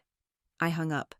I stood on the corner of 5th Avenue and 23rd Street, and I felt a cold, hard clarity settle over me. They were not just trying to survive. They were conspiring. They were holding strategy meetings. They were editing documents. This took time. This took effort. This was premeditated. I needed to know. I needed them to know that I knew. I did not call. I did not want to hear their voices. I did not want to hear the gaslighting or the tears. I opened my text thread with my father. I typed 3 sentences. "I have filed a police report for identity theft regarding the Bishop Renewal Outreach loan application. I have the IP logs linking the upload to the house. I know Tessa is helping you." I stared at the words. They were the nuclear option. Once I sent this, There was no going back to Thanksgiving dinner.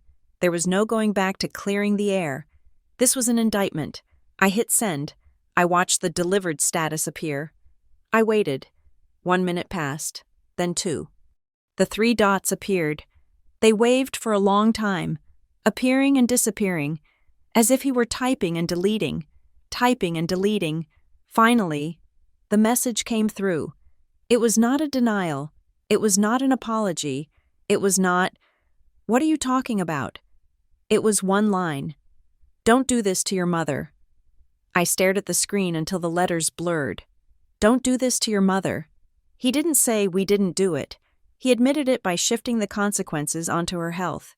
He was using her fragility as a shield to protect them from their own felony. He was telling me that if I pursued this, if I defended myself, I would be the one killing her. It was the ultimate manipulation. It was the final card in the deck, and it did not work.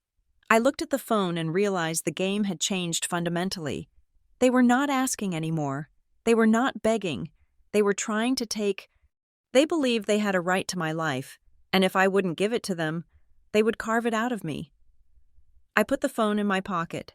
I walked 2 blocks to a building I had passed 1,000 times but never entered. It was a high-end law firm, but not the corporate kind I dealt with. This was a firm that handled family law and estate litigation. I walked to the reception desk. "I need to speak to an attorney," I said to the receptionist. "I need someone who specializes in financial fraud within families, and I need someone who is not interested in mediation." She looked at my face. She must have seen the look in my eyes, the look of someone who has just survived a shipwreck and is done swimming. "I think you want Elena Rostova," she said. "She is available." I hired her an hour later. I sat in her office, which smelled of leather and expensive tea, and I signed the retainer agreement. It cost $5,000. It was the best money I had spent in 5 years. "We are going to send a cease and desist," Elena said, her voice sharp and metallic. "We are going to notify them of the fraud investigation. We are going to make it very clear that any further use of your identity will result in immediate prosecution.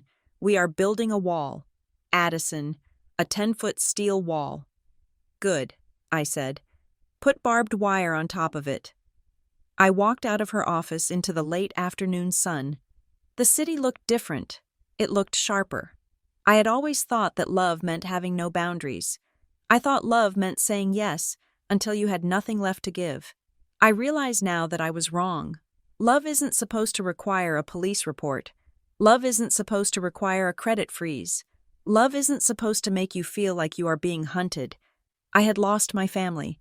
But as I walked toward the subway, I touched the folder in my bag containing the police report and the retainer agreement, and I realized I had finally found myself.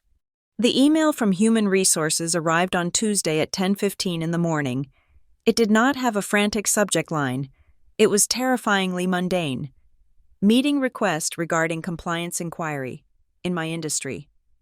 The word compliance is a loaded weapon. At Haraway and Finch, we manage assets for companies that are bleeding out. We handle sensitive data, trade secrets, and millions of dollars in liquidity. A compliance inquiry is not a casual chat. It is a prelude to an execution. I walked into the office of Elias Vance, the vice president of HR. The room was glass-walled, soundproofed, and cold. Elias was a man I had known for 6 years, a man who had attended the holiday party I organized, a man who knew I took my coffee black. Today, he did not offer me coffee. He pointed to the chair opposite his desk. "Addison," he said, folding his hands over a file folder. "We received a formal complaint through our ethics hotline this morning. Given the nature of our work and the fiduciary responsibilities you hold, we have to investigate every claim immediately." "What is the claim?" I asked. My voice was steady, but my hands were gripping the armrests of the chair so hard my knuckles were white.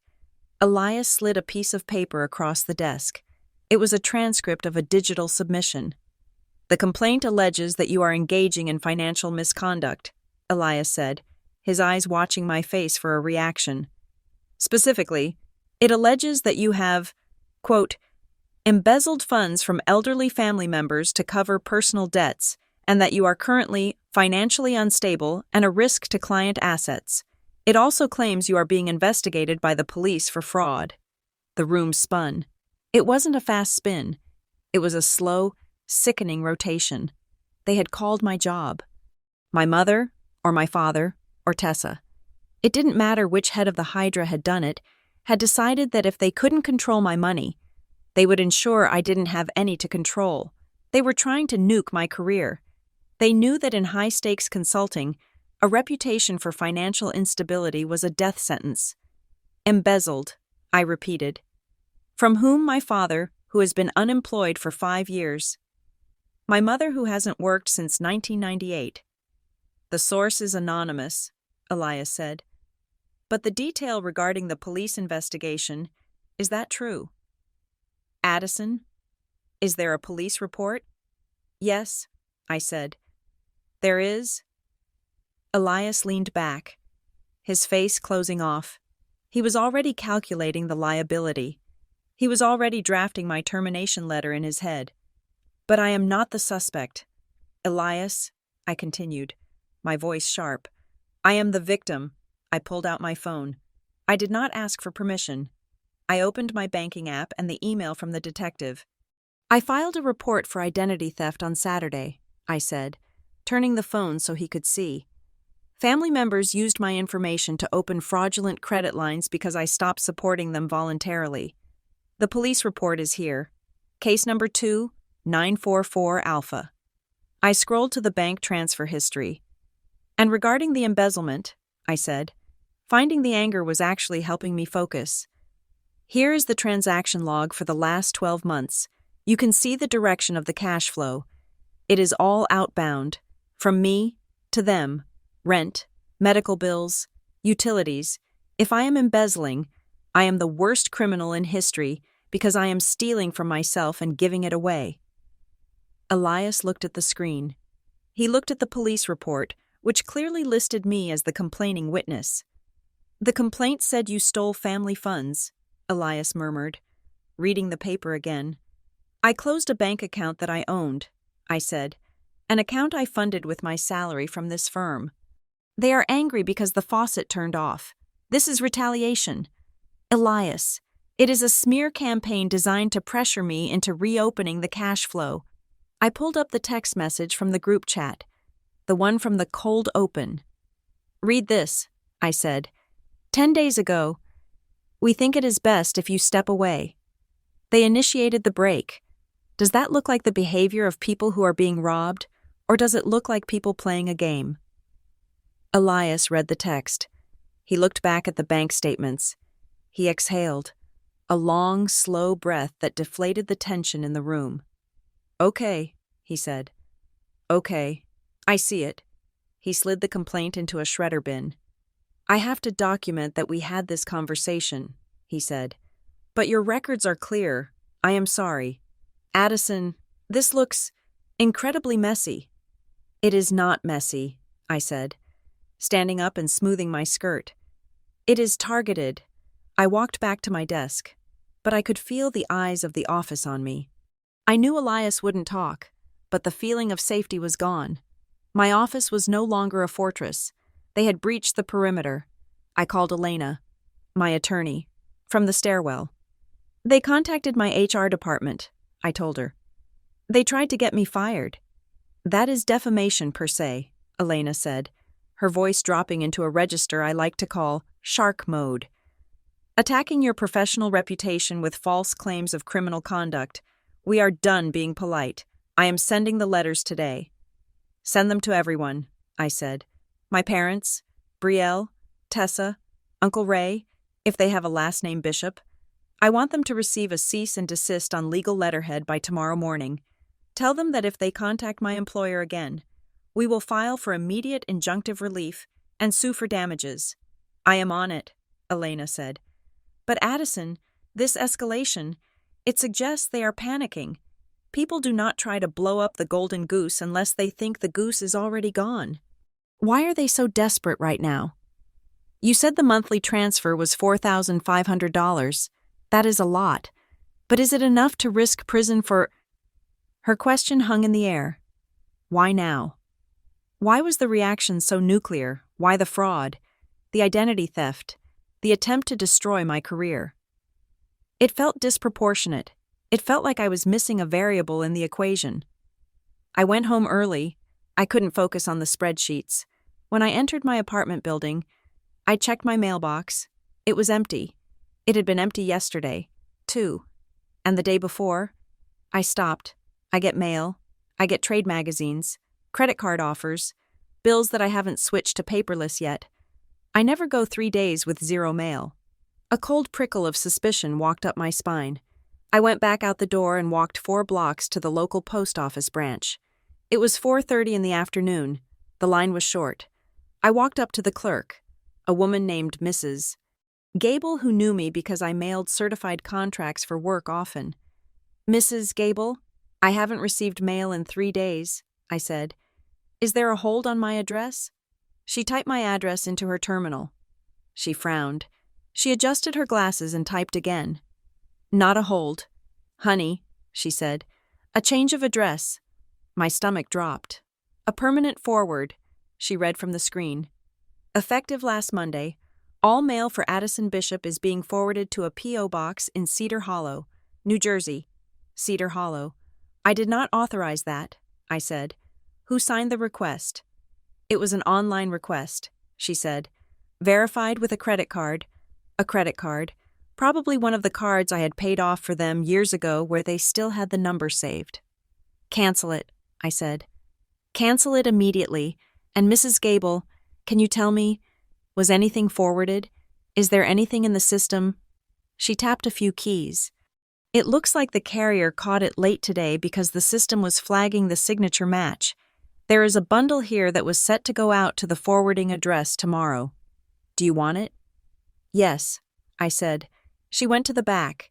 She returned with a stack of envelopes bound by a rubber band. I took them. My hands were shaking. I walked to a counter in the lobby and sorted through them. Junk mail, a flyer for a pizza place, a bank statement, and then a thick cream-colored envelope. The return address was Sterling, Holt, and Associates, Attorneys at Law. It was stamped confidential. I tore it open. Dear Ms. Bishop, we are writing to you regarding the estate of Eleanor Bishop, your late grandmother, as the executor of the estate has failed to provide current contact information for all beneficiaries. We have utilized a tracing service to locate you. Grandma Eleanor, my father's mother, she had died 2 months ago. I had gone to the funeral. I had paid for the flowers. I had stood next to my father while he cried. I remembered the funeral vividly. My father had told me, there is no will. Addie, she died with nothing, just debts. I am handling it all. I read the next paragraph of the letter. Pursuant to the last will and testament of Eleanor Bishop, you are named as the primary beneficiary of the Bishop Family Trust, which includes the deed to the property at 42 Oak Lane and the residual financial assets. Valued at approximately $250,000, the trust stipulates that these assets bypass the direct generation your father, Gordon Bishop, and pass directly to the grandchild, Addison Bishop. I stopped breathing. $250,000 and a house. Grandma Eleanor had left everything to me. She knew, even in her dementia, even in her old age, she had known who her son was. She had known that if she left it to Gordon, it would disappear into bad investments and consulting fees. She had skipped a generation to protect the legacy. I read on. We have attempted to contact you multiple times regarding the disbursement. Your father, Mr. Gordon Bishop, has indicated that you are currently unreachable and stepping away from family matters due to a mental health crisis, and he has petitioned to be named the interim trustee to manage these assets on your behalf. The world snapped into focus. It was a sharp, brutal clarity that hurt my eyes. The timeline, it all fit. The step-away text. It wasn't about Brielle needing space. It wasn't about my attitude. They needed me unreachable. They needed a paper trail showing that I had stepped away from the family so they could show it to this law firm. They needed to isolate me, cut off my communication, and rewrote my mail so I would never see this letter. They wanted me to disappear so they could intercept the inheritance. That was why they panicked when I closed the accounts. Not just because they lost the monthly allowance, but because they needed me to remain pliable and ignorant until they could get their hands on the trust. That was why they tried to ruin me at work.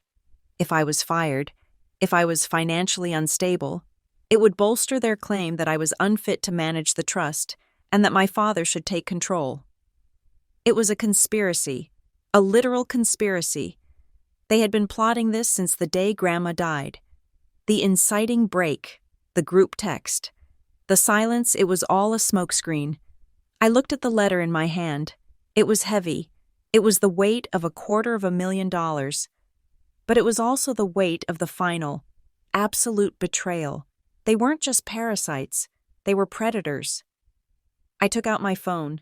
I took a picture of the letter and emailed it to Elena. Then I called her. "Do not send the cease and desist letters," I said. "Why?" Elena asked, confused. "I thought you wanted to shut them down." "I changed my mind," I said. "A cease and desist is a warning. I don't want to warn them anymore." I looked at the post office lobby, the fluorescent lights humming overhead. I found out why they did it. Elena, I found the motive. My grandmother left me everything. They tried to steal my inheritance. There was a silence on the line.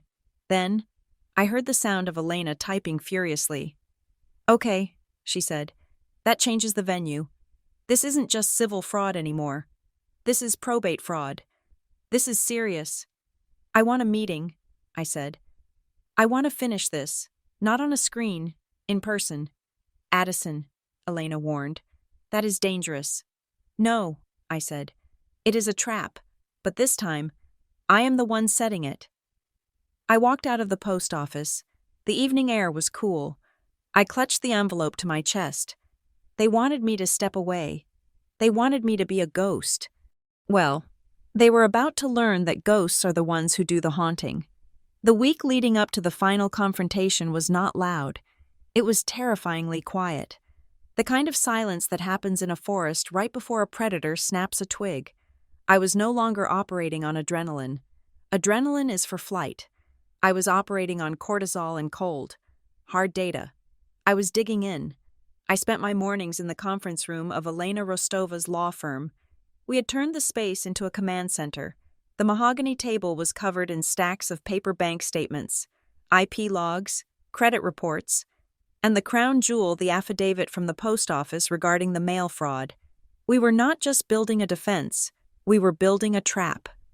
"We need to link the intent to the action," Elena said, pacing the room in her heels. "We have the forgery on the loan. We have the rerouting of the mail. But we need to prove that they knew exactly what they were doing. We need to prove this wasn't just Gordon panic-clicking on a website. That proof came from Mr. Henderson at the bank. We had him on speakerphone on Tuesday afternoon." His voice was tinny but clear, cutting through the heavy air of the law office. "Ms. Bishop, I have finished the forensic review of the loan application packet," Henderson said, "and I have found something distinctive." "Distinctive how?" I asked, leaning over the speaker. "Usually when we see family fraud. It is messy," Henderson explained. "It is sloppy, numbers don't match, fields are left blank. But this application, it was perfect. The debt-to-income ratios were calculated to the second decimal point to maximize the approval odds. The industry codes used for Bishop renewal outreach were obscure. Specific codes that bypassed our automated high-risk filters. Only someone who works in medical billing or commercial finance would know those codes exist." I looked at Elena. She raised an eyebrow. "Tessa," I whispered. "Furthermore," Henderson continued, "the supporting documents, the profit and loss statements, were not just typed up in Word. They were generated using a specific enterprise software called FinSys. It is expensive software, licensed usually to mid-sized firms." "Does the metadata show the license holder?" Elena asked sharply. "It does," Henderson said. "The software is licensed to Tri-State Medical Billing Solutions. That is the employer of a Mrs. Tessa Bishop. The smoking gun didn't just smoke. It was on fire. Tessa hadn't just encouraged them. She had used her employer's resources, her professional software, and her specialized knowledge to craft a fraudulent identity for me. She had engineered a $50,000 heist using my credit score as the getaway car. "Thank you, Mr. Henderson," I said. "Please send that report over immediately." When the line clicked dead, I sat back in the leather chair. I felt a strange sense of validation. I wasn't crazy, I wasn't paranoid, I was the target of a professional operation. "We have them," Elena said, tapping her pen on the table. "With this, we can prove conspiracy, we can prove premeditation, but Addison, if we take this to the police now, they will arrest them. Is that what you want? Or do you want the leverage?" "I want the trust," I said. "I want my grandmother's legacy secured, and I want them to look me in the eye when they realize they lost." To get there, I needed to understand the emotional landscape. I needed to know how long they had been planning this. That night, I did something masochistic. I opened the Bishop family folder on my cloud drive, not the shared one, but my personal archive. I had 5 years of voicemails saved. I usually transferred them there when my phone storage got full. I put on my noise-canceling headphones and started listening. I listened to birthday wishes from 3 years ago. I listened to Christmas greetings. I listened to the seemingly innocent requests for money. Then I found it. It was a voicemail from 2 years ago. It was from a family barbecue I hadn't attended because I was working. My phone must have been in my pocket or on a table, and it had accidentally recorded a snippet of conversation before cutting off. Or maybe someone had pocket-dialed me. The audio was muffled, the sound of wind and distant laughter. But then, voices cut through. "She is locking it down tight, Gordon," Tessa's voice said. She sounded loose, maybe a glass of wine deep. "She is getting smarter about the receipts." "She is just stingy," my father's voice replied. "She forgets who put her in that fancy school." "Don't worry," Tessa laughed. It was a low, throaty sound. "We will get access one way or another. The system always has a back door if you know where to push. You just have to wait for the right moment to pick the lock. I just need enough to get the business going," Dad said. "Then I will pay her back. She won't even know it was gone." "She doesn't need to know," Tessa said. "What she doesn't know won't hurt her. We are just correcting the balance." I froze the audio. Correcting the balance. That was their internal logic. They didn't see it as theft. They saw my money as a family asset that had been unfairly allocated to me. In their minds, they were just redistributing the wealth to its rightful owners. I sat in the dark of my apartment, the ghost of Tessa's laughter ringing in my ears.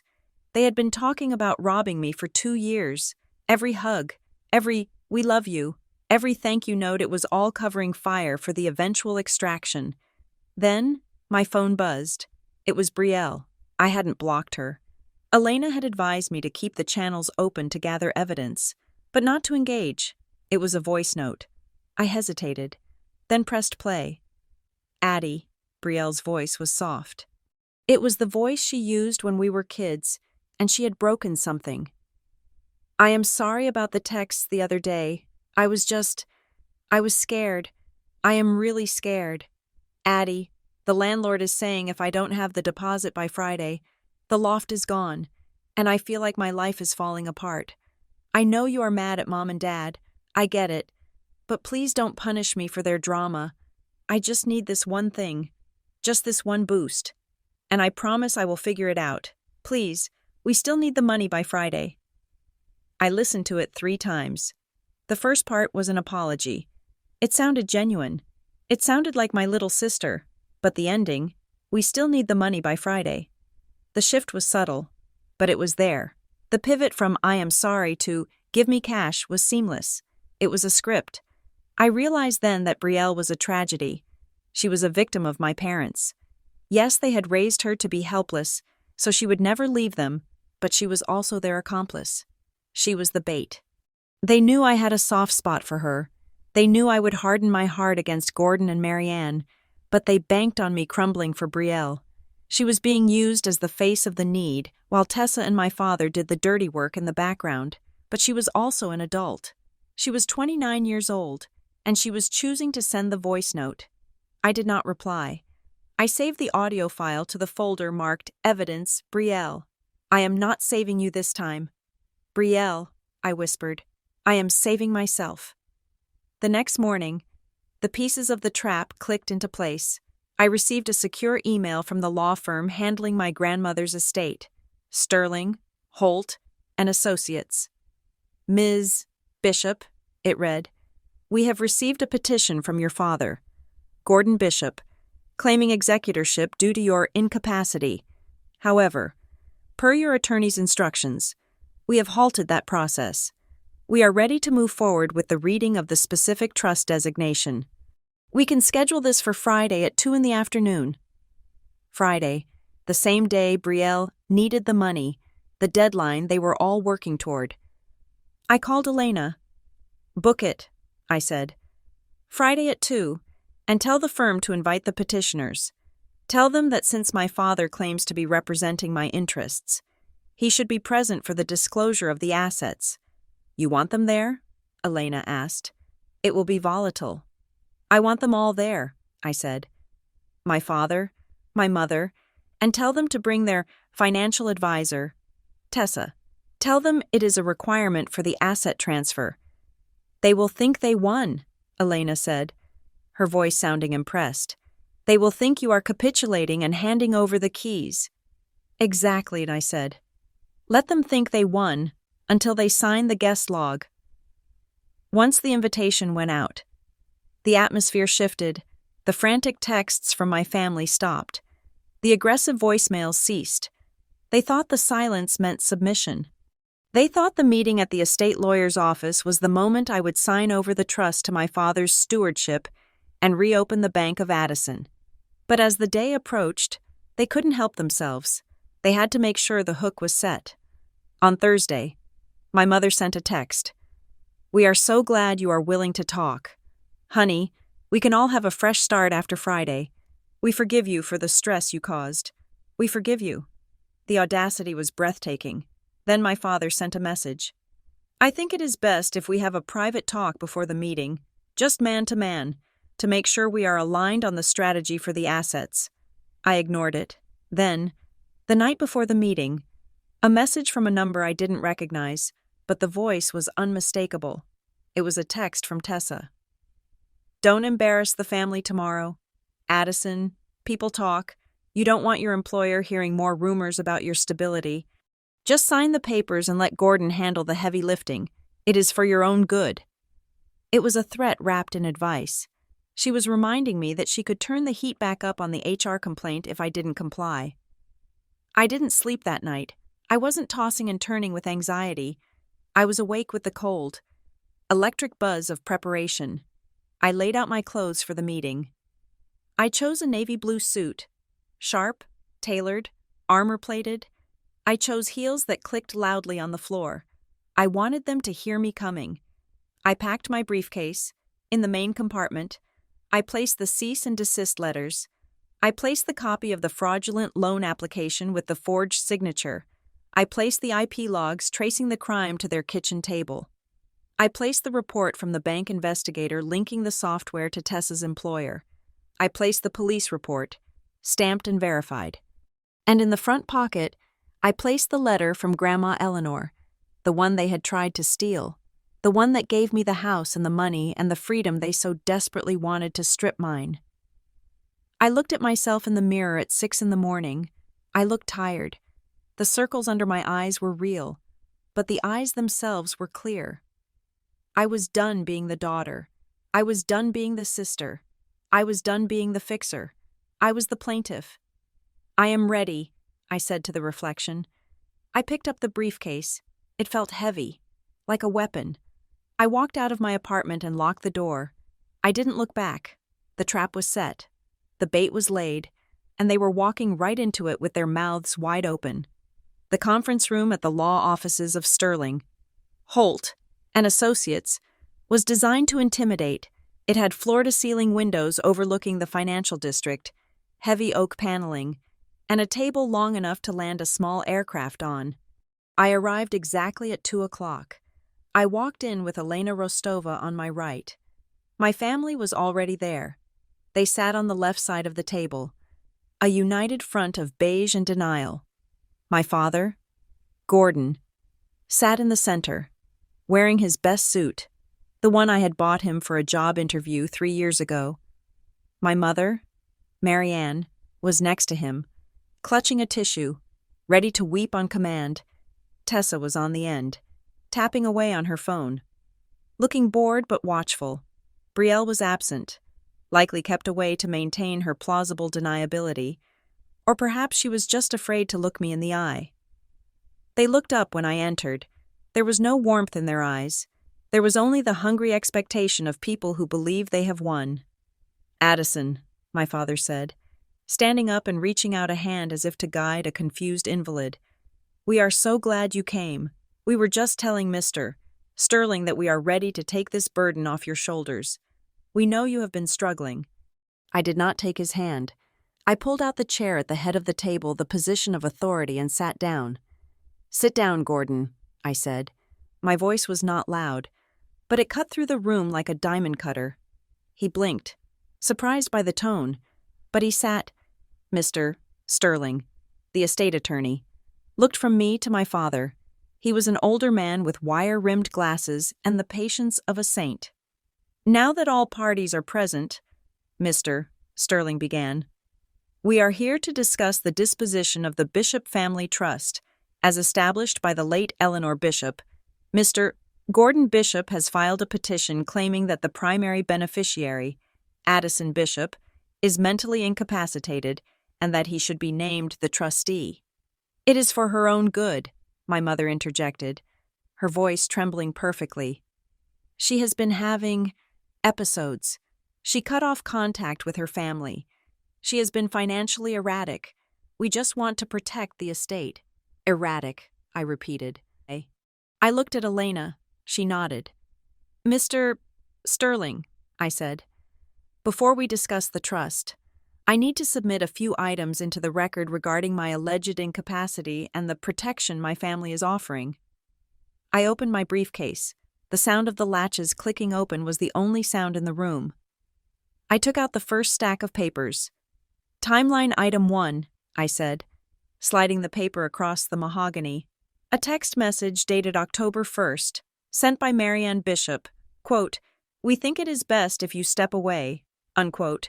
This establishes that the estrangement was initiated by them, not by a mental health crisis on my part." My father stiffened. "That was a private family matter." "Timeline item 2, I continued, sliding the next document. "Bank records from October 2nd, the closure of the Bishop Family Support Fund, a voluntary action taken by me to comply with the request to step away." "You abandoned us," my mother cried out, unable to help herself. "You left us with nothing." "Timeline item 3, I said, my voice getting colder. "A credit application submitted last Wednesday to First National Commercial Bank for a $50,000 line of credit in the name of Bishop Renewal Outreach." The room went deadly silent. Tessa stopped tapping on her phone. Her face went gray. "I did not sign this application," I said, looking directly at Tessa. "But someone did. Someone who practiced my signature. Someone who had access to my old addresses and my social security number." "This is a misunderstanding," my father stammered. That was just a draft. We were going to ask you about it." "Then why did you upload a forged utility bill from an IP address in Cedar Hollow?" I asked. "And why was the application generated using Finsys Enterprise software?" I slid the report from the bank investigator across the table. It landed in front of Tessa. "This report confirms that the software license belongs to Tri-State Medical Billing Solutions," I said. "Your employer, Tessa." Tessa looked at the paper. She did not touch it. She looked like she wanted to vomit.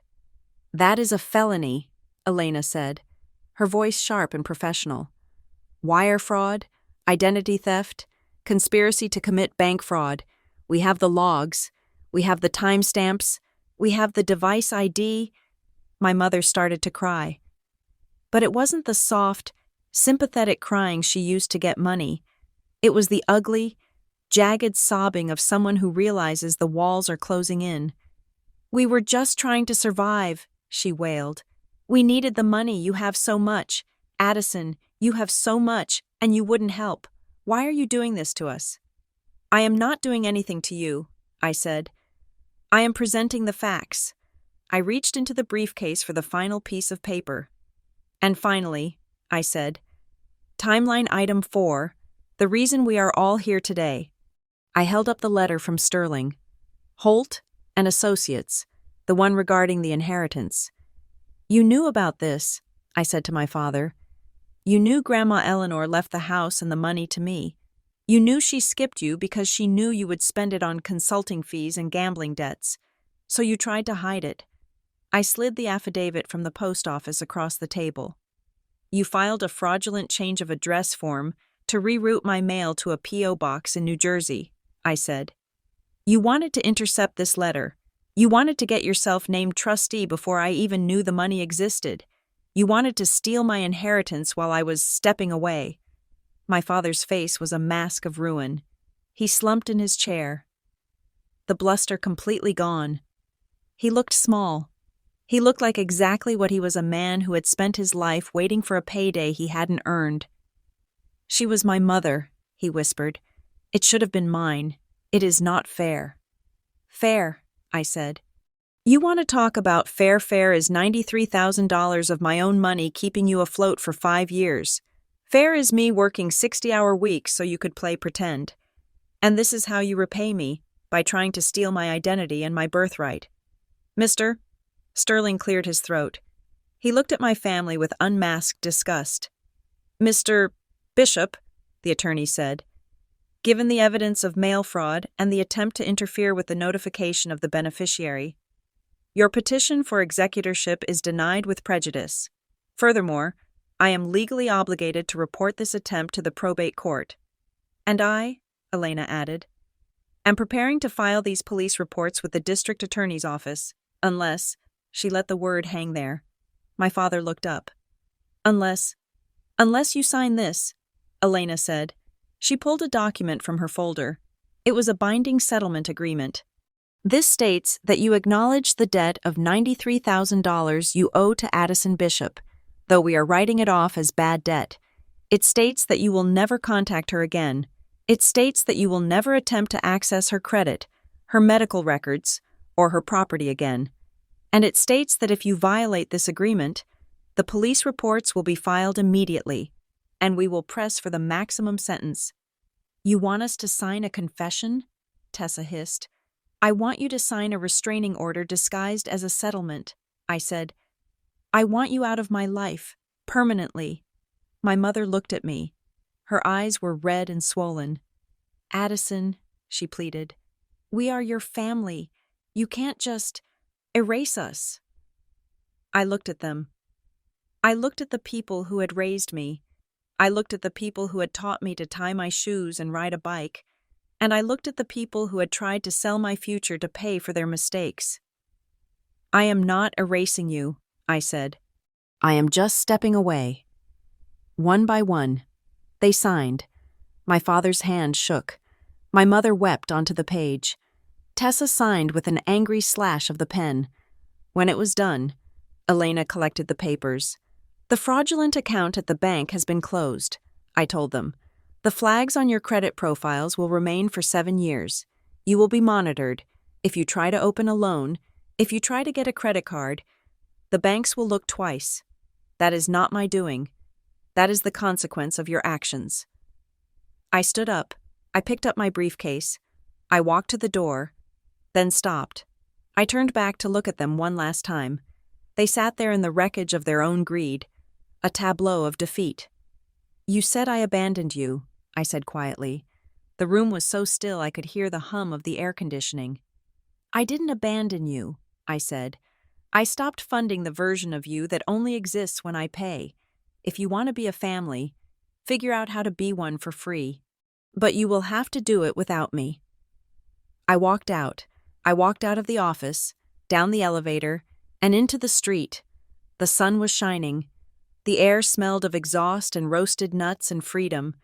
I breathed it in. It didn't cost a cent. 1 year later, my apartment is smaller now. I bought a place in a quiet neighborhood, a place with good light and no doorman. It is mine. The deed is in my name, and my name only. I go to therapy every Thursday. We talk about guilt. We talk about the phantom limb syndrome of losing a family. It hurts less than it used to. I have a savings account. It grows every month. I went to Italy last fall. I ate pasta and drank wine and didn't check my bank balance once. I still work hard, but I don't grind my teeth in my sleep anymore. I haven't heard from them. The agreement held. I heard through a friend of a friend that Brielle moved to Arizona and got a job as a waitress. I hope she's okay. I really do. But I don't send money to check. Grandma Eleanor's trust is invested. It sits there, a silent guardian, a reminder that someone in that family actually saw me. I am sitting on my balcony now, drinking coffee, watching the sunrise. It is quiet. It is peaceful. And I want to say this to you. If you are the stable one, if you are the fixer, if you are the one they call when the sky is falling, but never when the sun is shining, you are not selfish for stepping back. You are not cruel for closing the wallet. They will tell you that you are changing. They will tell you that you are cold. They will try to rewrite your history to make you the villain of their story. Let them. You are not abandoning them. You are choosing to live in the truth, not in the role they assigned you. You are choosing to be the protagonist of your own life. And trust me, the view from here is worth every single penny. Thank you so much for listening to Addison's story. It was a long journey from that first text message to the final signature, and I hope it gave you some strength if you are dealing with your own difficult boundaries. I would love to know where you are listening from today. Are you tuning in from a quiet morning in London, a busy commute in New York, or maybe a late night in Sydney? Please leave a comment down below with your city and your thoughts on how Addison handled her family. If you enjoyed this story and want to hear more tales of justice and reclaiming your life, please make sure to subscribe to the Lily Revenge Stories channel. Hit that like button to help us grow, and smash the hype button so this story can reach even more people who might need to hear it. Stay strong, and I will see you in the next video.